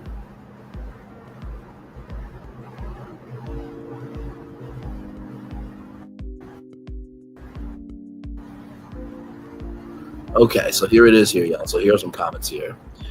This is his attempt again. This happens in a 5-year cycle. He has not accepted the C-list status. What does Ray J, before that, I'll reply 100.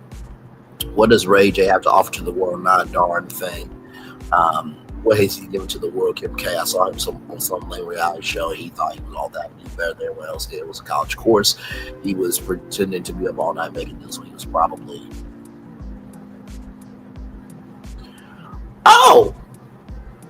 probably doing Coca-Cola.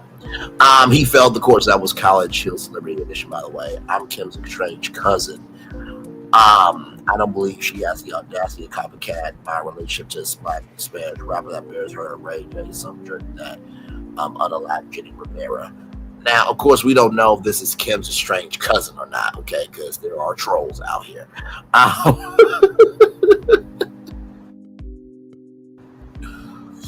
Wow. Okay.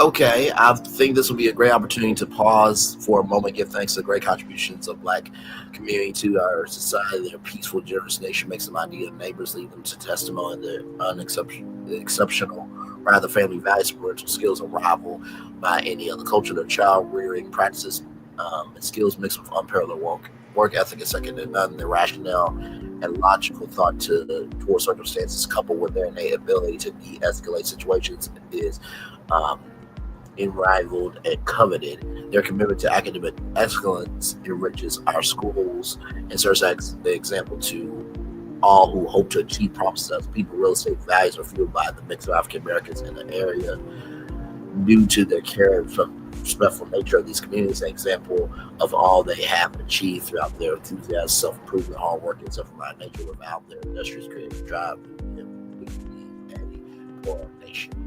I feel like that was a troll comment because it looks like that person there, but I'm gonna take your word for it, Louis. That was very kind. Let's see here. SMH, well, from what I've seen from his dad, who seems nice, doesn't wear the pants of his family. His wife does. This guy doesn't really have a father to look to. His mother controls everything, can have a very nasty attitude, but Ray seems like he never grew up, always whining about some good thing to people out there who are struggling aren't weak like him. Ray, go again, come again another day. Boy, do you need Jesus. Singer, oh, okay, this corny boy again. You are just like a boy who isn't irritated by Kardashian's behaviors. He's an insane narcissist and giant douchebag from Sarah Silverman in the chat. All right then. Well, speaking of things happening in the world today, let's go to rollingout.com. Jonathan Majors puts a ring on it. He and Meagan Good are getting married. Yes, indeed. The entertainment power couple announced their engagement days after rumors swirled of a breakup. Like I said, this comes to rollingout.com. As you can see there, they were at the Ebony Power 100 gala. Jonathan Majors and Meagan Good shocked the red carpet crowd in Los Angeles when the two announced on Sunday, November 17th, that they are engaged to be married. Good 43 flashed a large diamond ring on her finger while the Jumping the Broom actress and the Creed 3-star appeared together at the Ebony Power 100 gala. So here it is. Yeah. Shout out to Maximo T. Royalty. Yes.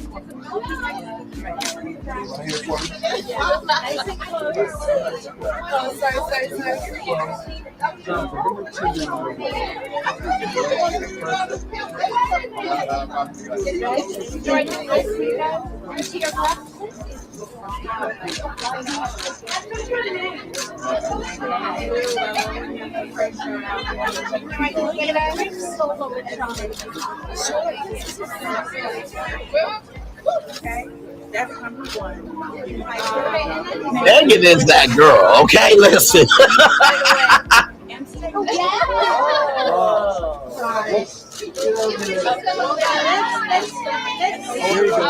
What's understood didn't need to be explained.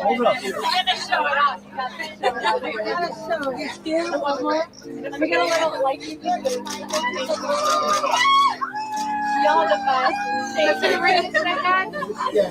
Now you're in trouble. That looks like a prairie dog.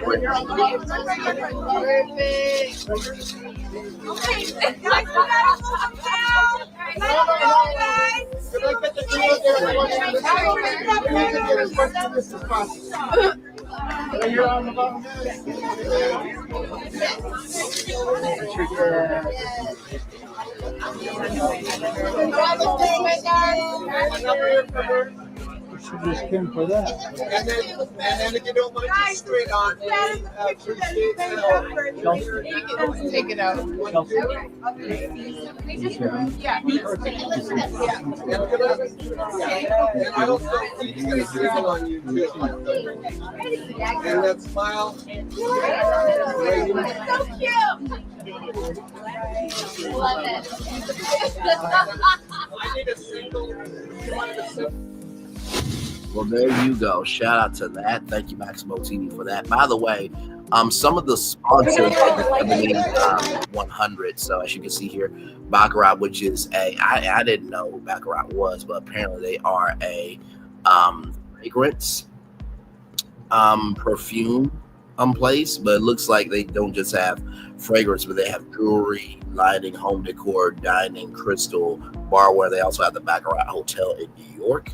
Also to United Airlines, shout out to United for coming through on that. Of course, you saw Walmart and the Alex Cross series, the new series with Alexander Hodge, which it seems like it's a really, really good series. So you can see Cross right there. And then Nationwide is on your side. Shout out to Erica Campbell's daughters and Warren Campbell's daughters. Beautiful, beautiful women. I cannot wait to hear apples from both of them. It is apropos, back to this our destination here, rather. It is apropos that the couple made the world aware of their intentions to be husband and wife, because this was the event they met at. I met under interesting circumstances. Ebony 100 is the event that we met at in the bathrooms, in the unisex bathroom. Wait, what? I don't know how I would feel about that. Like, I mean, like, if I went in the unisex bathroom and saw Jill Scott, me and her, met there, and then, a year later or 2 years later we get married. I mean, I wouldn't be mad at it, but, like, they really do that, though? Okay, I guess. Good told E about the chance meeting 2 years ago. The news just comes days after wild rumors are swirled around on social media. The news comes just days after wild rumors swirled about on social media that the two had broken up. Good and Majors 35 became official in May 2023, months after he was arrested for domestic violence against his former girlfriend, Grace Jabbar. A juror found Majors guilty of misdemeanor assault and harassment in December of that year. Good and Majors are getting married despite the wave of opposition from Good's family and friends, as well as the general public. Good, however, remained unbothered by the criticisms as she was smitten by the Ant-Man and Watch Quantumania star. I take everyone's opinion and advice into account for sure, but at the end of the day, I'm the one that has to live my life, she said on this day, July. I'm the one that has to get to heaven one day prayerfully and give God account of what I did. So I want to be responsible for the choices that I make. also want to live the life that I want to live. The support we've been able to give each other, the pour into each other, the honest conversations, the love, the respect, just the care, the thoughtfulness, good later at it. It's been really wonderful. Well, congratulations to y'all. I mean, y'all made it clear as day that y'all are getting married. So listen, it is what it is, you know. This is what she wants to do, and I just wish nothing but blessings, because, you know, sometimes you have to see it for yourself before you wake up for yourself, right? So it is what it is. I'm wishing Meagan good, Jonathan Majors the best, but I saw this, I'm like, wait, what? This went down? Okay. So with that being said, y'all, let's roll on to our final destination here. And then, of course, I have not one, but two positive news stories for y'all here. Hang on, let me get the other positive news story up for y'all here. Hang on.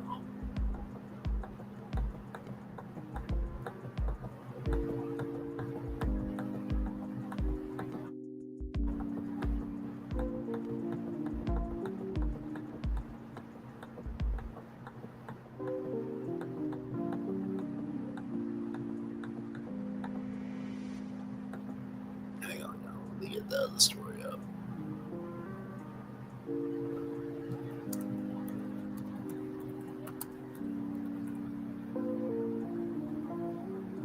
Hang on,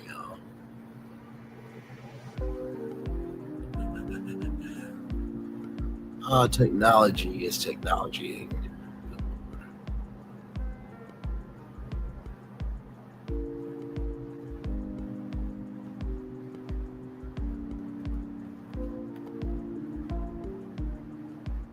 There we go. Okay.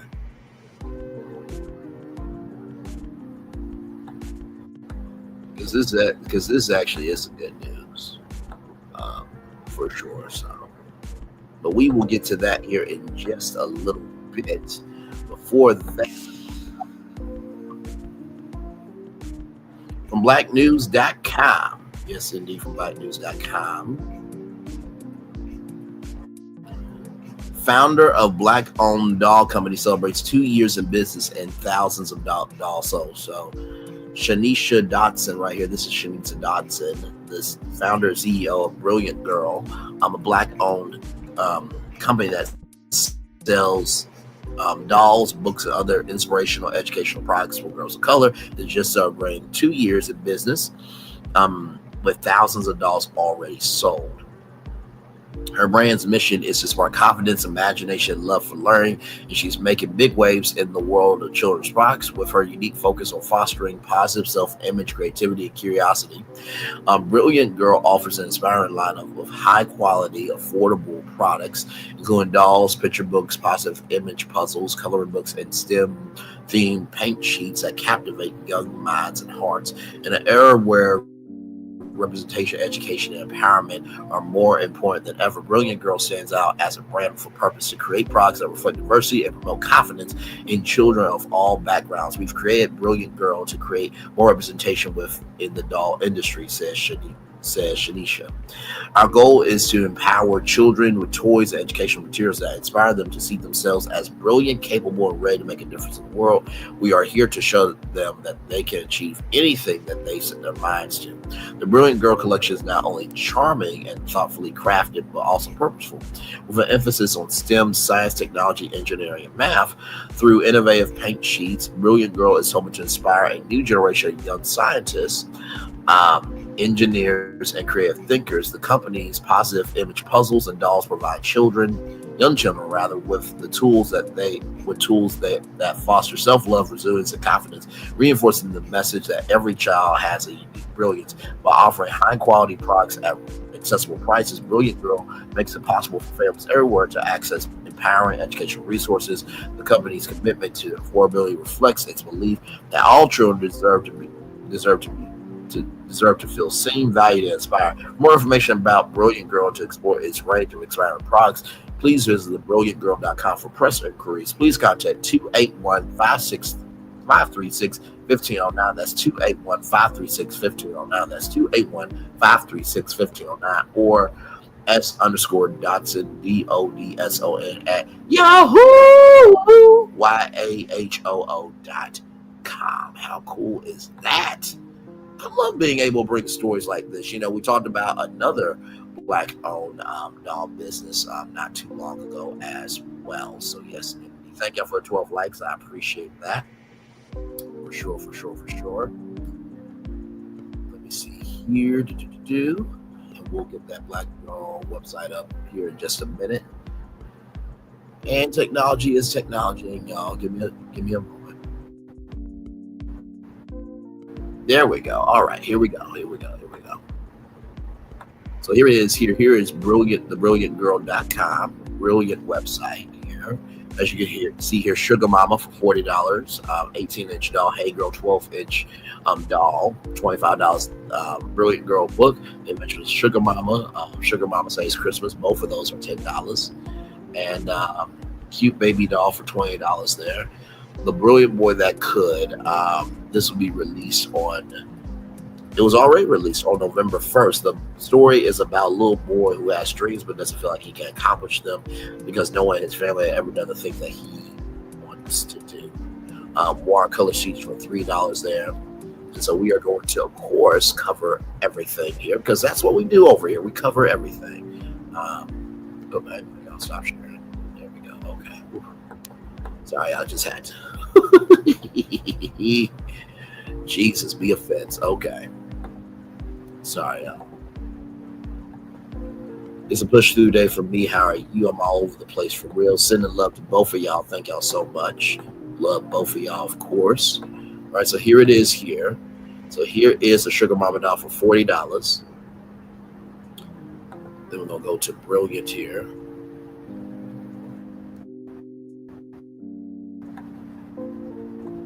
So here it is. Here's the Brilliant doll, $25 pre-order. 14-inch doll, comes with a pink sweatsuit and white shoes, fall paint, 2025 there. So you have the Brilliant doll, then you have the Sugar Mama bundle for $75 here. So you get the Sugar Mama doll right here. You get the Adventures of Sugar Mama and a puzzle. So you get all that there. The 18-inch Sugar Mama doll here.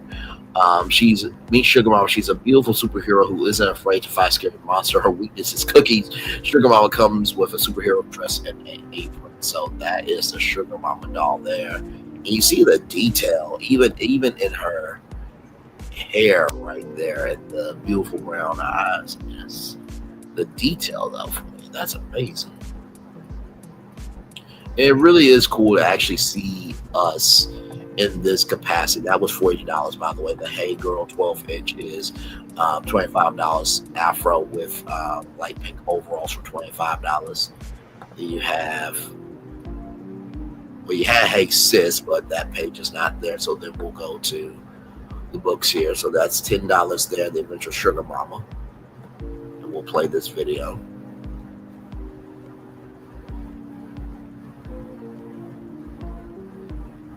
That's cute. That is cute there. And that's some of the animation there of the Adventures of Sugar Mama there. And then you have Sugar Mama Saves Christmas. Set in the small magical town of Lone Oak. There's a Lone Oak, Arkansas. Just joking, y'all. Just joking. There's no connection to it, but I just thought Lone Oak, Arkansas. Sugar Mama is forced to save the day after the town's only tree is stolen. Was Christmas without the Christmas tree? So you have that there. You have the coloring book, but it's not there. Then you have the Amina Fairy in Training, $11 there. Get ready to enter the magical world of Amina with our latest book, Amina Fairy in Training. Join our tiny fairy in training as she learns the ropes of collecting teeth and leaving behind special surprises, all in hopes of becoming an actual fairy. This magical book is a must-read. It teaches children the importance of not giving up on their dreams. And then, of course, you have the digital books there. So you have The Adventures of Sugar Mama, the digital book, for $2. The Adventures of Sugar Mama's a bedtime story about a little girl who wakes up in the middle of the night and finds out that she is a superhero. So that's the digital version of the book. Then you have the Brilliant Girl coloring book there. So this is a 26-page coloring book featuring women who work in different roles, from teachers to scientists. All digital purchases are final. So you have that there. Then you have the puzzles. Have the Sugar Mama puzzle right there for $5.25. Beautiful puzzle. Then you have the father-son guitar.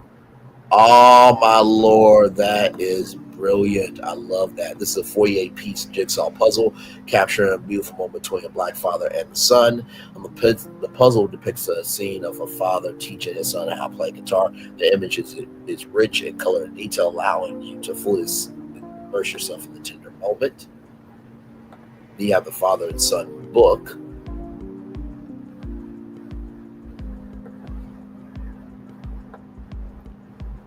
And though you can see a black father reading to his son there, so that's that puzzle there. Still 48 pieces there, $5.25. Then you have the girls having fun. Oh, that is cute. 48-piece puzzle there. And then you have Amina. You have Amina, the puzzle of that beautiful fairy there. And then, of course, you have the doll's clothes.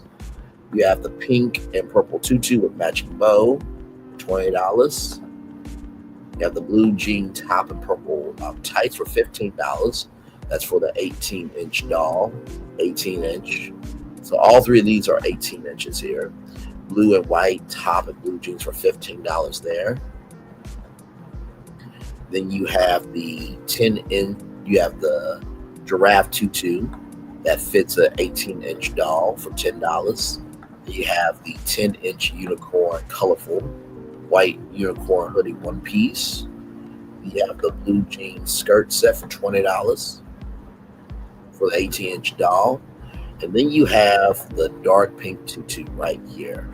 Only dark pink is available. The purple is sold out. And then, of course, you have a gift card option here that you can do up to $100. So there you go.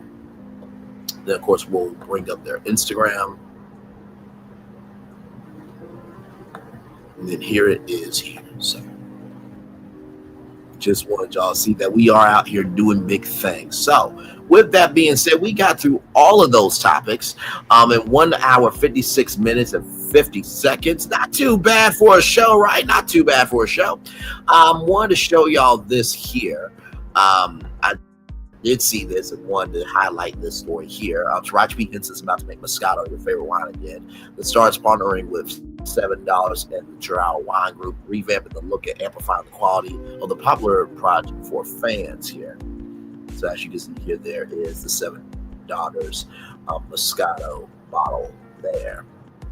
This comes to us from Essence.com. A number of celebrities have entered the wine and spirits realm lately, trying their hands at creating bourbons, tequilas, rum, and more. Taraji P. Henson is the latest to throw her hat in the ring. She may be the most relatable of them all. The Academy Award nominated actress has partnered up with wine brand $7, coming aboard as a strategic advisor and creative collaborator. With the support of Drow Wine Group, she has been hands-on with changing the look of the popular Moscato, infusing the new design with some of her favorite things. She's also been integral in making sure that the taste is a treat of the palate for many of her fans. Taraji don't look her age, Jesus Christ, but black don't crack either. Why Moscato wine? Why now? According to Henson, a trip to Italy ended up being the catalyst for her latest endeavor. Like many people, she simply loves a good glass of dessert wine after a long day. We briefly quizzed the Jackie of all trades on the Italian getaway that changed her perspective, the best way to enjoy $7 Moscato, and why this latest venture makes sense for the starlet. So what was it about your trip to Italy that made you want to get into wines, and how did that bring you to Toronto Wine Group $7? Traveling to Italy, experiencing the culture of wine was just as educational as it was inspiring. It extended the love I already had as an enjoyer of wine. During my visit, I was in awe of how Italian culture breathes life into everything, including their wine. Really opened my eyes.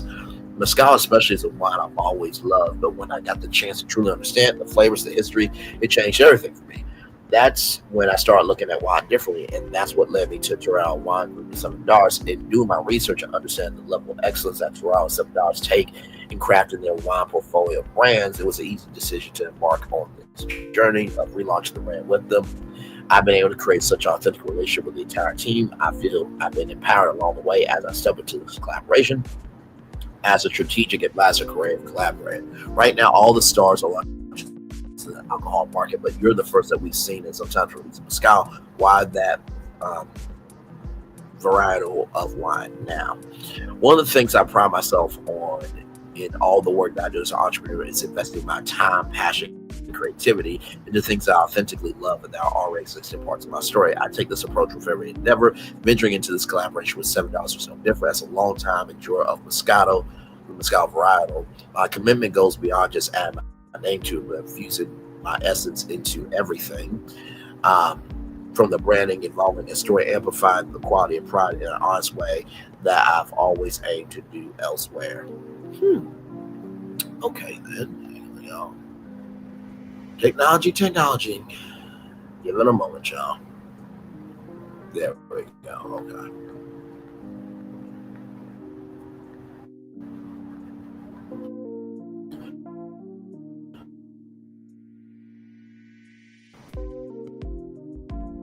So there it is there.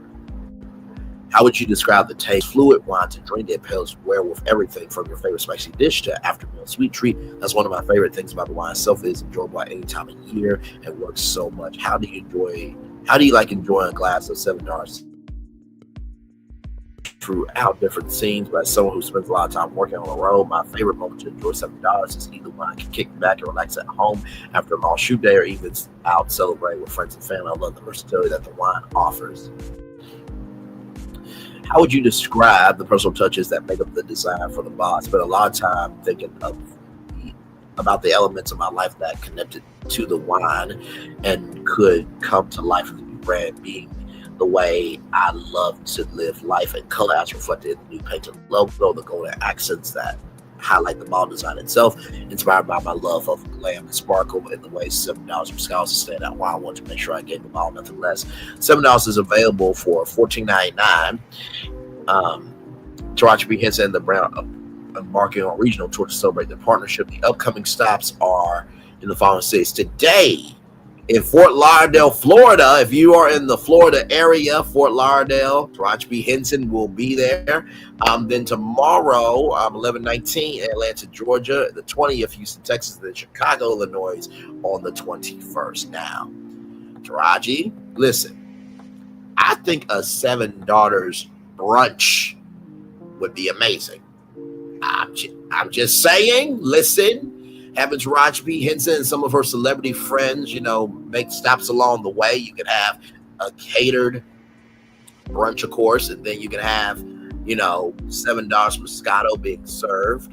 Of course I am. Duh. Of course I am. You can have $7 Moscato served in mimosas, as you can see here.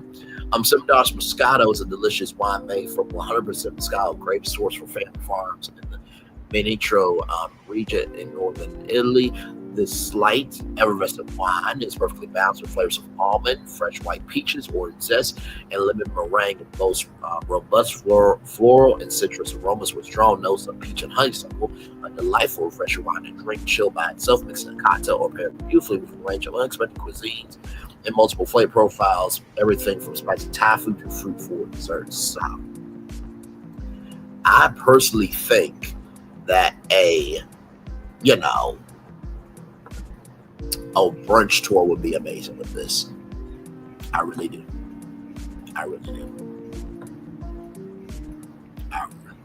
And here it is here.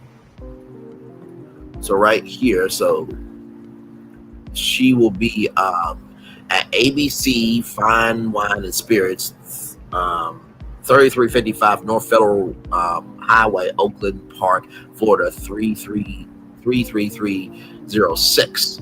So you get to meet Taraji P. Henson and receive a signed bottle of $7 Moscato with purchase. So the intent, so to go to this event, it's free. Signed bottles of Seminar Mescal will be available for purchase in-store during the event while supplies last. No other merchandise will be signed at this event. Meet and greet opportunities not guaranteed because limited time and volume of attendees.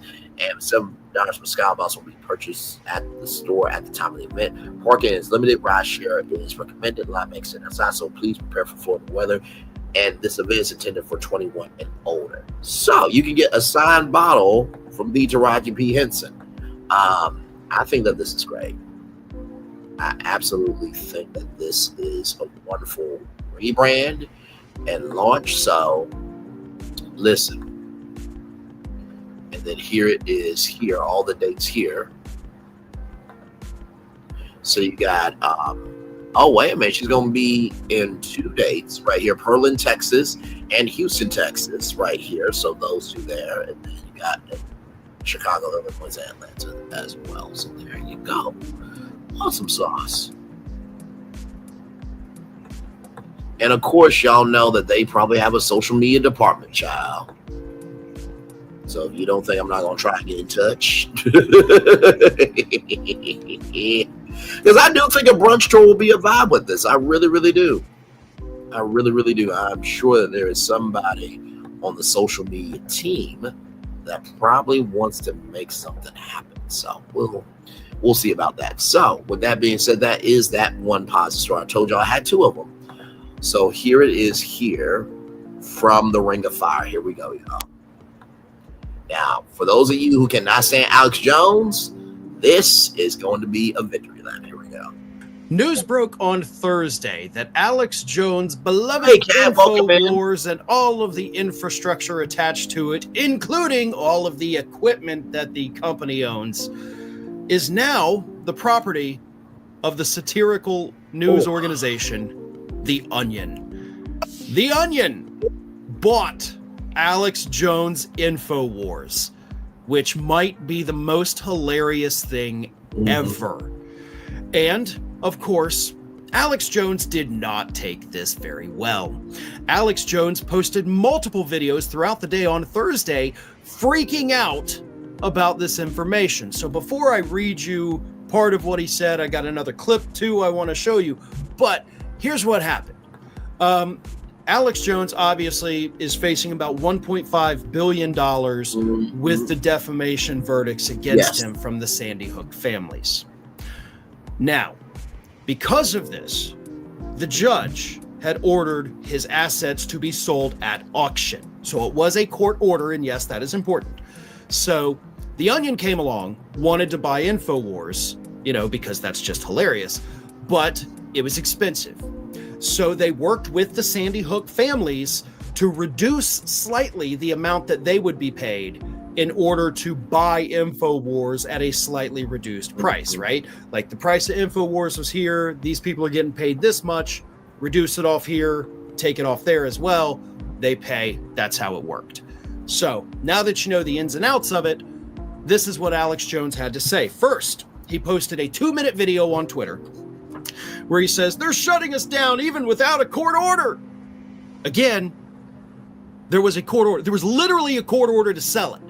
But he's like, they're doing it without a court order. That is beyond false. He then said that Connecticut Democrats with the Onion newspaper, the bidding rules changed. No, like it came to a legal agreement that this is what would happen. The rules didn't change. They came to an agreement, which, by the way, the agreement had to include your people too. Anyway, he said that there would be injunctions filed and he would continue to broadcast on other platforms. I don't know what's going to happen, but I'm going to be here until they come in here and turn the lights off. I'm going to say, where's your court order? Yeah, and they'll show it to you too, you idiot.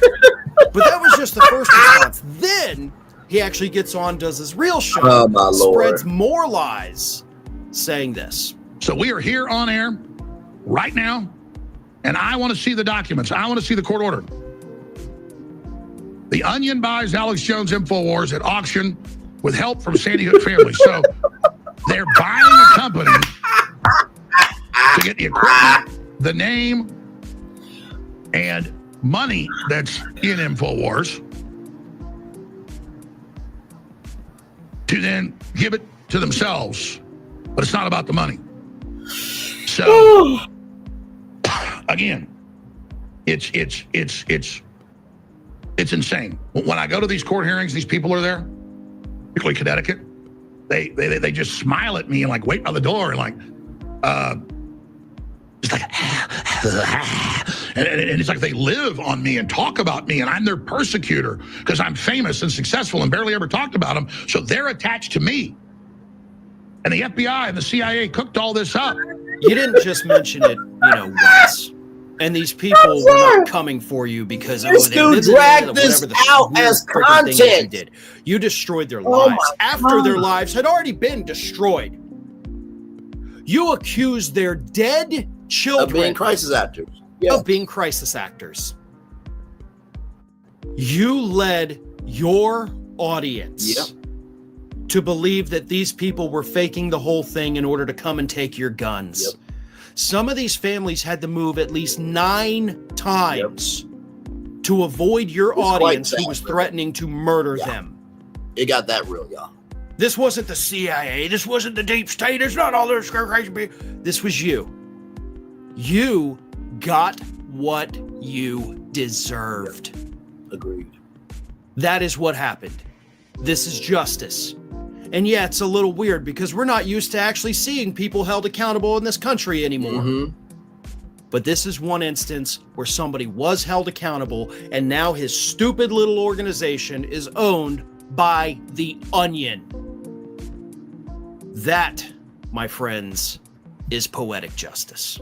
Thanks for... So for those of you who don't know who the Onion is a satirical outlet that they make up conspiracy theories, just like Alex Jones makes up conspiracy theories. So, with that being said, I'm gonna turn my camera now because we've done a whole show for over 2 hours. Yes, indeed.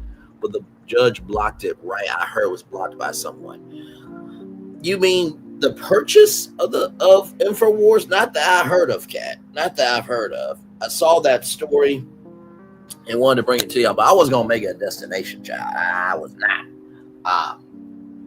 But yeah, I just thought that was interesting. So, Taraji B. Henson in the world of wine, and also too, the fact that right is right and wrong is wrong can still matter in this world is a victory lap for all of us. So I will drop the link if you guys want to come on up. I appreciate all the likes.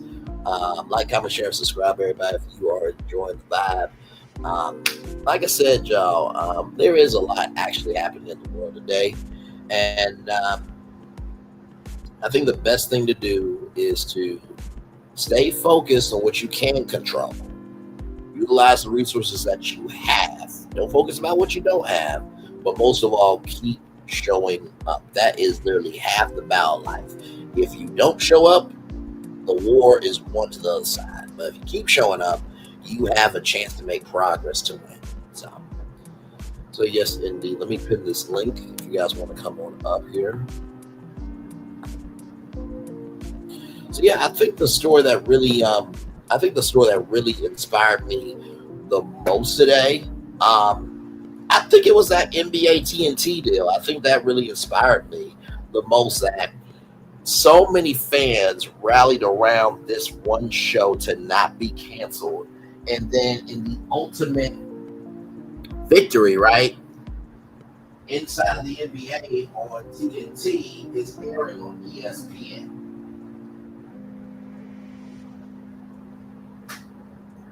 I think that is such a brilliant move, you know what I mean, for the fact that TNT is recognizing that, hey, guess what? We have the product that matters to the culture, so let's figure out a way to make it happen. And to David Zaslav, I have to give you your credit of well done to you, well done for not giving up on that show. And, like that reporter said, there was, it was dicey. I mean, to sue the NBA was huge, but out of that, they got what they wanted. So, maybe David Zaslav knows what he's doing. Just look. So, So yes, indeed. So.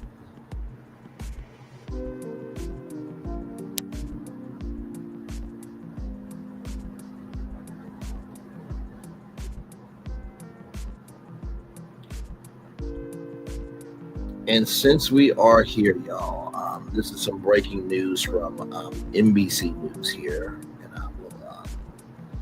I'll come on camera for this because y'all know Diddy is going to stay in the news. Now, I did not see this story, right? Because there's always a new update with Diddy, and you have to be not just selective, but you have to be responsible with what you share because it's always something with Diddy. Always. This news should come as no surprise, but it is breaking news, so we will talk about it here.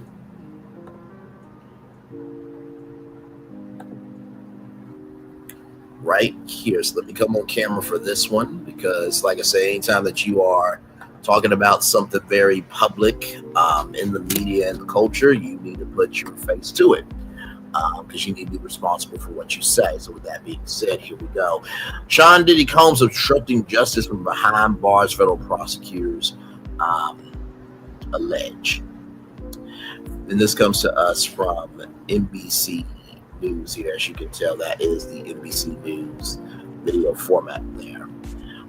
Federal prosecutors accuse Sean Diddy Combs of breaking jail rules and attempt to manipulate witness testimony and taint the potential jury pool in his case, according to a court document filed Friday. Combs, 55, is in custody at Brooklyn's Metropolitan Detention Center as he faces charges of racketeering, sex trafficking, and transportation to engage in prostitution.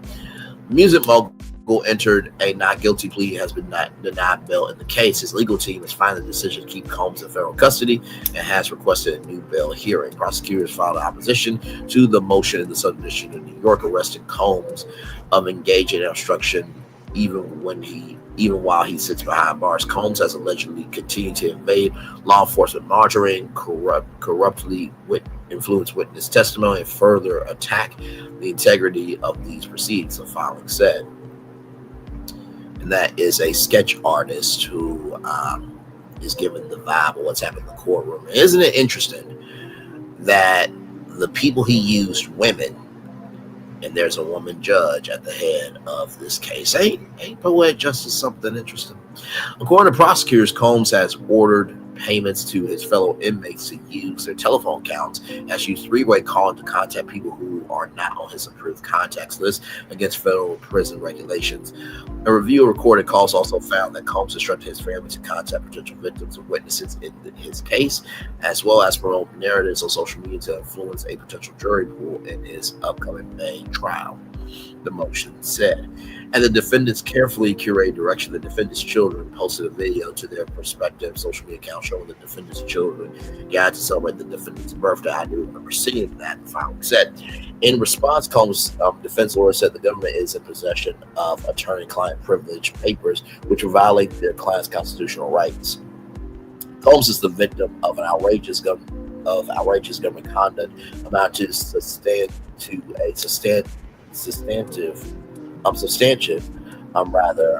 due process violation, according to a memo filed on Monday by defense attorney Mark Maverick.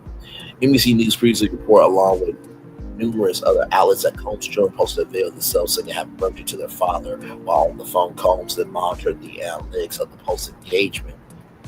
What? And explicitly discussed with his family how to ensure that the video had the desired effect on potential jury members, the filing said. Some details of the prosecution filings were redacted, including excerpts of phone calls apparently made by Diddy and his adult son that the prosecutors say show the clear inference that the defendant's goal is to blackmail victims and witnesses either into silence or provide testimony helpful to his defense. Prosecutors wrote that there's no condition that would be set to ensure Combs is not a flight risk or a threat to the safety of others. The defendant's emphasis on 24/7 private security is also problematic. The motion said the defendant has demonstrated an uncanny ability to get others to do his bidding, employees, family members, and Metropolitan Detention Center inmates alike. Scrutiny around Combs first began last year when his former romantic partner, Cassandra Ventura, also known as Cassie, filed a lawsuit against Combs that raped and beat her in fits of uncontrollable rage and exerted a tight hold over her life. The suit also alleged that he forced her to engage in sexual acts he called freakouts with other men while he watched the other men were often sex workers who he paid to travel with them. The suit said, also, we know Daphne Joy, 50 Cent's baby mama, and Carisha Please, Young Miami, also allegedly got paid to be concubines. Ventura settled with Combs the day after the lawsuit became public. Combs denied all these allegations, and although Combs issued a blatant denial, the allegation surveillance video showed that Combs being Cassie a hotel hallway in 2016, similar to an incident that Cassie had described in her lawsuit. So there was a incident at I think it was at Los Angeles hotel. No, I think it was a New York hotel. And Diddy paid $50,000 for this tape not to be seen in the live day, and then seeing it release the footage. And also, too, there was a lawsuit saying that Young Miami verbally assaulted a woman to have an AB. Yeah. Combs posted on Instagram. They since removed video apology of the assault, saying he took full responsibility for his actions and describing it as one of the darkest times of his life. But since Ventura went public with her accusations against Combs, the music producer entrepreneur had been hit with a wave of civil lawsuits, 200 of them, accusing him of sexually abusing dozens of others. Combs had denied all the allegations against him. Combs was indicted in September, months after his properties were searched by Homeland Security investigations agents in California, New York, and Florida. The indictment alleged that Combs and his associates often lured women to his orbit under the pretense of a romantic relationship. Once the women were in his world, Combs then used force, threats, and coercion, including drugs, to keep them obedient and competent to push their participation in freak-offs, the indictment said. So that is the biggest update. Here is New York prosecutors are urging a federal judge to reject the latest bail request from Sean Diddy Combs. They say the music mogul is trying to influence witnesses ahead of his upcoming sex trafficking trial. In a court filing overnight, prosecutors said Combs, in recorded jail calls, asked family members to reach out to potential witnesses, including some of the alleged victims. They argue it can be inferred from his behavior that Combs is trying to blackmail witnesses into silence or into testimony in his favor. Combs pleaded not guilty in September to charges that he coerced and abused women. So there it is there. So that is the latest on Diddy.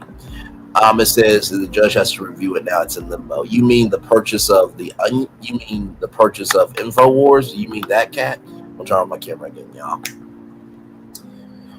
So there you go on that. The latest update on Diddy as well.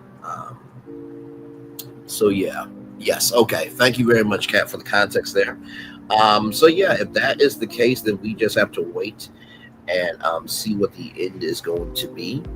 And yeah, so I mean, and honestly, tell you the truth,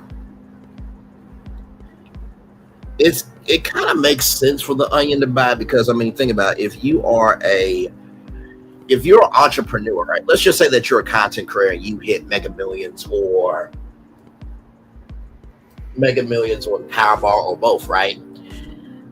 There is no way that you are going to buy InfoWars to get all your equipment and stuff, right? Because guess what? That still means that there is a connection to you and InfoWars. So it would have to be an organization like The Onion that peddles in conspiracy theories, and they are satirical in their ideological thinking. SpringHill and Fullwell 73 combined forces. I like that deal. I think it makes a lot of sense. Like I said, I think the Shop Good in the Neighborhood Awards, I think, could be a thing, and also the Shop Entertainment Awards and the diversification of the shop and any other brand that they want to do for live events, television, film, documentaries, branded content. I think that is a good move for LeBron James and Maverick, and also good for James Gordon, because you're going to have the Shop UK as well. So, there's international and domestic opportunity for both companies. Netflix, it's very, very true And I just saw this from Howard Stern. For those of you who don't know, Howard Stern is still on Sirius XM. You know, he's been debating back and forth if he will end his year-long life, year career. He's 70 years old, but he just said this here. Howard Stern, this comes to us from the New York Post. Howard Stern said they will be held to pay if Netflix customers experience streaming issues again during their NFL Christmas broadcast on Monday's episode. During Monday's episode, rather, of his Sirius XM show, Sirius XM radio show, Stern sent a message to Netflix after backlash due to global buffering issues and outrages during the Mike Tyson Jake Paul fight Friday. I don't know how this stuff works, but you gotta make sure it works. Stern said, "You unk up people's football. There's hell to pay. You better not." So here it is. Here. Hang on.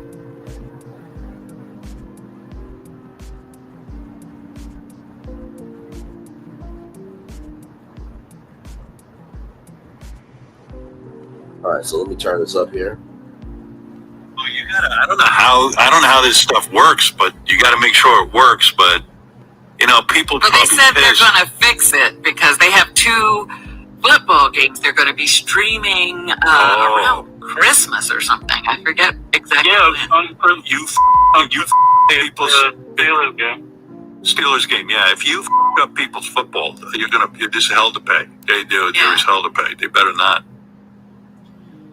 And I fully agree with Howard Stern on that. I mean, like I said, election cycle is bad. I'm sorry, y'all. That was Joe Rogan. Anyway, but no, he's absolutely right. He is absolutely right. Like,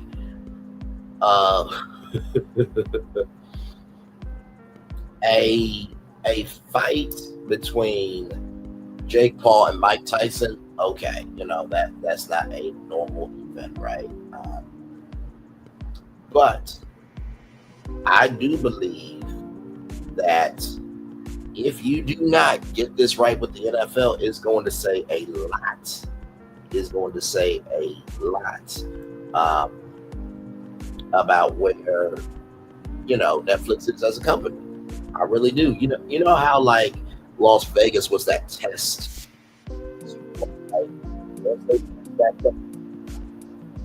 Right. We did a report from BBC America on how Las Vegas is trying to get away from that Sin City moniker of the adult capital of the world to the live event capital of the world. And I think that Las Vegas is definitely growing in that. I think that they will never get away from Sin City because there is a history with that.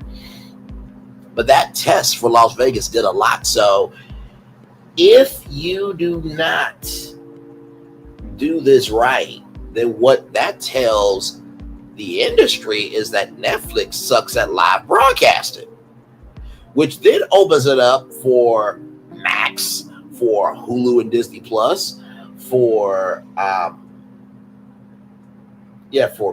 for Hulu, Disney Plus, for those streaming platforms to get more live content, and Amazon too. So, if you guys don't do this right for these Christmas Day games, then that means that means $150 million will be going over to other streamers. So Netflix, get it together, because you said you were going to fix it for the Love is Blind reunion. It was so bad that y'all made a joke upon yourselves and said it was not live. That's how bad it was. That's how bad it was. So yeah, child.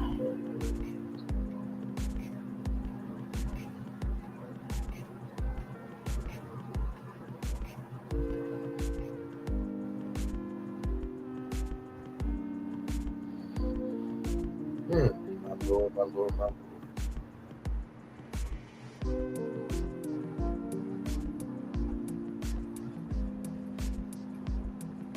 So yeah, and then of course, as we're talking about all of our destinations, Roblox, shout out to them for stepping up and making sure that kids are protected online. I think every gaming company can do that. I think every online and game can do that as well. It's not that difficult.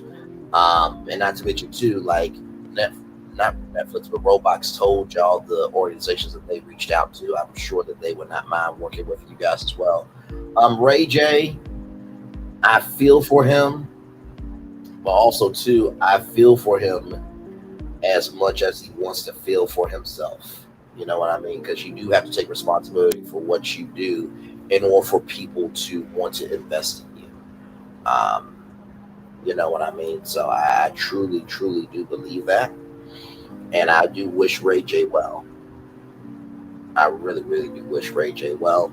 And that dominatrix thing, bro, like, you probably should not have said that out loud. Like, you can't say stuff like that. Like, I get you, though. You know what I mean? Because there are some people that are just, you know, they just beautiful. Like I said, you know, Jill Scott's Lady Eve did many things to my soul. I feel you, but bro, like, you going from ending your life to dominatrix, like that's a little much, bro. Just be honest with you. And then Jonathan Majors and Meagan Good getting married, or being engaged, rather. Congratulations on that. I mean, hey, listen, that's what they want to do, and at this point, y'all, she's decided what she wants to do. So God bless her in it, but that is her decision. And then, of course, Shaneisha Dodson is a brilliant girl. Shout out to her for being able to bring together Black children for them to have their own lane. You know what I mean? So I think it's really, really amazing. And then who else do we talk about? Like I said, NBA TNT. I think that was great. That the fact that ESPN will broadcast the show, which means NBA Countdown will cease to exist. Of course, all those personalities on NBA Countdown will still have jobs at ESPN. Don't get me wrong, but I think even Stephen A. Smith knows to, you know, stand down, move aside, and stay in your place on First Take. And the fact that TNT will still have creative control is amazing. And of course, you know, Spirit Airlines, you know, filing for bankruptcy after their Frontier talks have faltered through, I think says a lot about the brand. And I'm sure that, you know,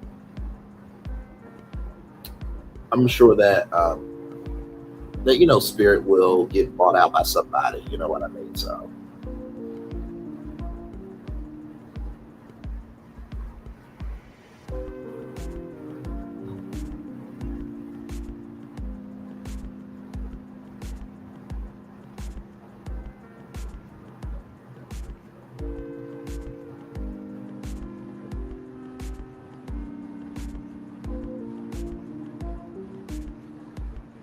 Yes, indeed. And then, of course, you know, 7 Daughters, you know, Taraji P. Henson reviving that brand is amazing. So can't wait to see more of Taraji P. Henson with that. Like I said, I think that regional tour is very good. Yeah, I think Taraji P. Henson, you know, recognizing her social capital is good. And then, like I said, Alex Jones and The Onion. Now, Kat said that a judge has stopped that purchase of The Onion from buying InfoWars, so we'll have to wait and see what the end is going to be with that. But I think just the fact of it even happening, it goes to show that honestly, it is what it is, right? And right is right and wrong is wrong. So.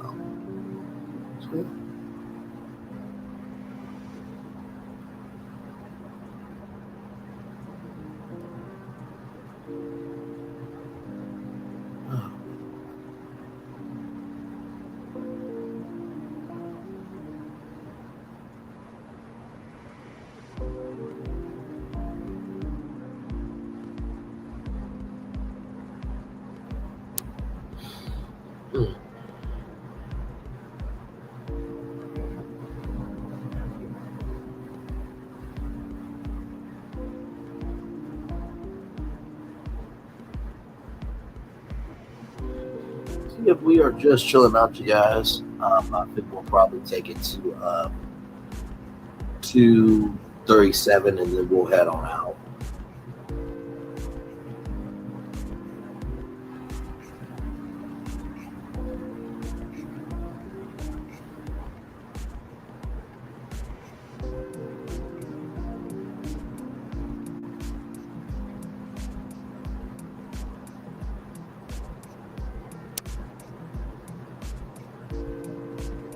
Yes, indeed.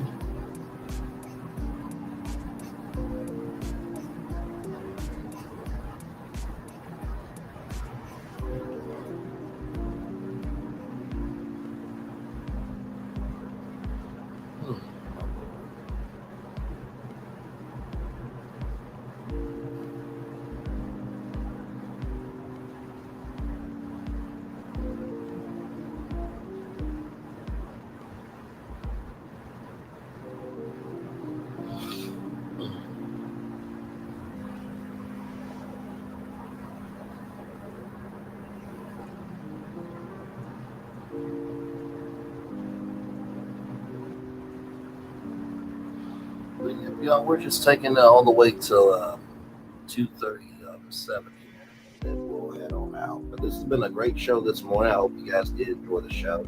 Covered a lot per usual, and like I said, tonight we will be reviewing Queen's Court. Let's see what episode we're on.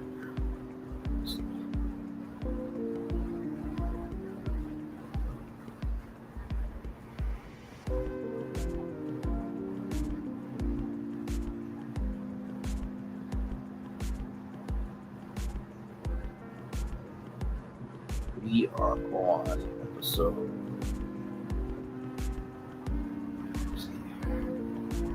Wait a minute, why am I not live?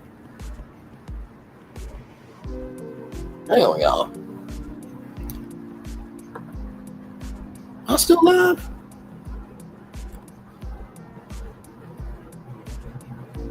Yes, okay, I'm still live. I don't know what's going on with my YouTube thing.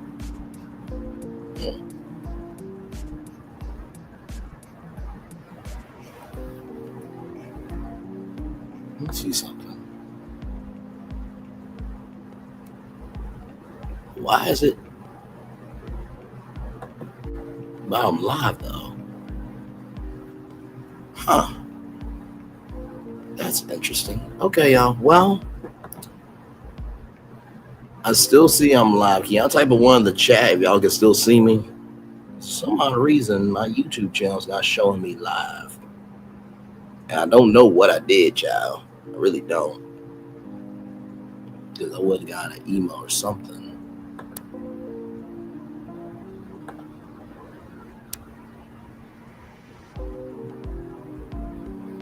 Let me see something here.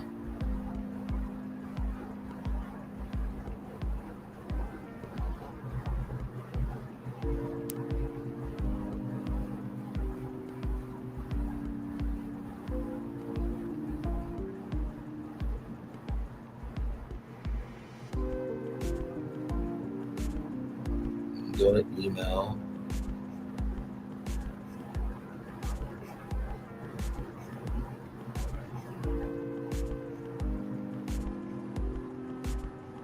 Yeah, I'm still live.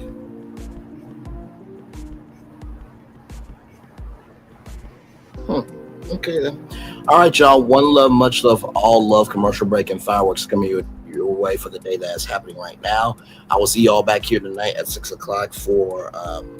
Oh, wait a minute. Hang on. Wait a minute. Hang on. Yeah, I was about to say. Starting at 11 a.m. Okay, so I'm still good. That's interesting. Okay. Well, with that being said, we will be on episode.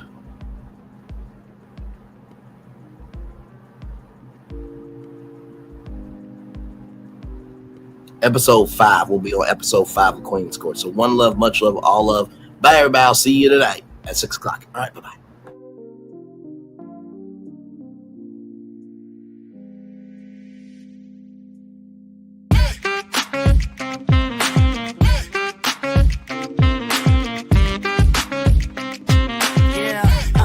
Yeah, we hustle all day. Yeah, we're working, let me play. You know me. Work real hard, now we're ready, let's play. Hustle up, yeah. Ready, set, let's go, yeah.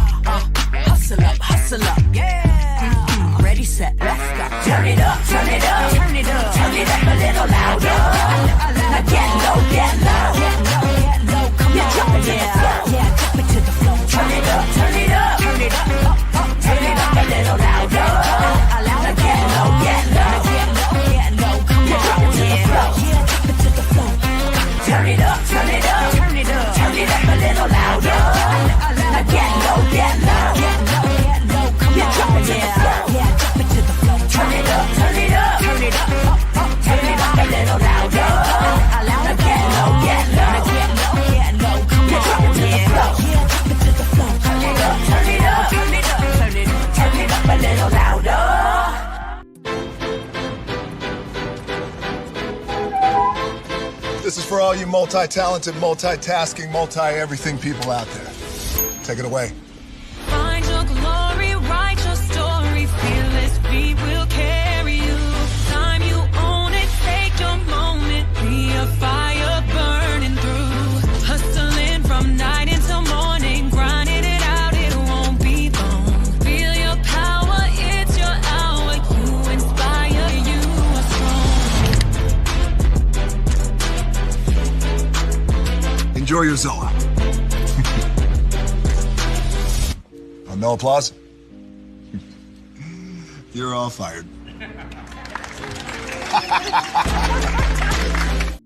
Now that you've reached the stage in your life where quality television is important, Nubian TV is a black network that speaks to your lifestyle.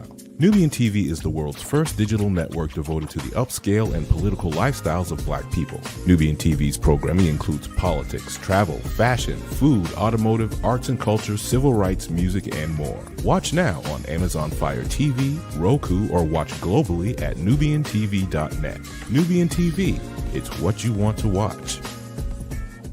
Now that you've reached the stage in your life where quality television is important, Nubian TV is a black network that speaks to your lifestyle.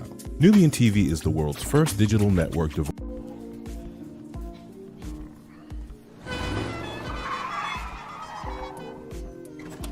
Come with me if you want to live a more delicious life. Oh, maybe we should get in the van. In this world, we don't get to control much. Past, male pattern baldness. Leggies. Got one right now. The urge to pop that bubble wrap. But there is one thing we do get to choose every single day. What we eat. Welcome to the Sonic Department of Research and Deliciousment.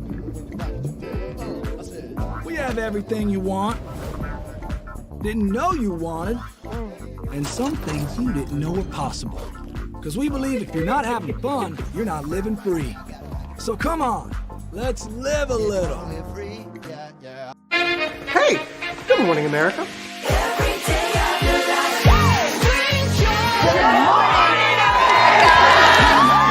Good morning, America. Good morning, America. Good morning, America. Money. Are you ready? They are ready. Covering the biggest events in the country right now. There's a lot going on here. It's always a good time. That's what the show's about. That's good. Really good. Very good. Coming in hot, Jimmy, coming in hot. It's far from elementary. Oh. Good morning, America. I'm not going to try to strut like Michael or anything. I have known George a long, long time. Have you ever gotten him to dance? Look at that face. You don't just see it, you feel it. I'm in. I'm in. I'm in. I'm in too. I'll be there. I am here and so happy. I'm in. I'm in too. I'm in. That tells you something when Snoop Dogg's in. Michael, George, where? Ginger. Caesar. Just look at him. Politician. General.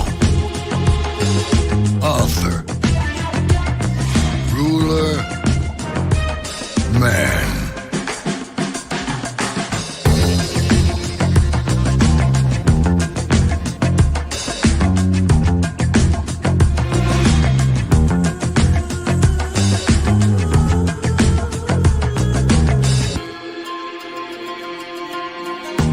Legend has it, he's not only stared into the belly of the beast, he's had it for dinner.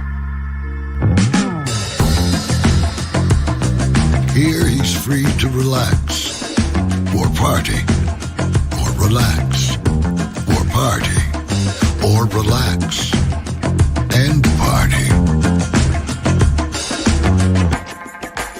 His is a world of opulence, excess, and the occasional impulse buy. Not one to rest on his laurels, he's famous for ushering in a new age of entertainment. So, for anyone seeking a place where the sun never sets on a good time, all this awaits. I am Caesar, and I approve this palace.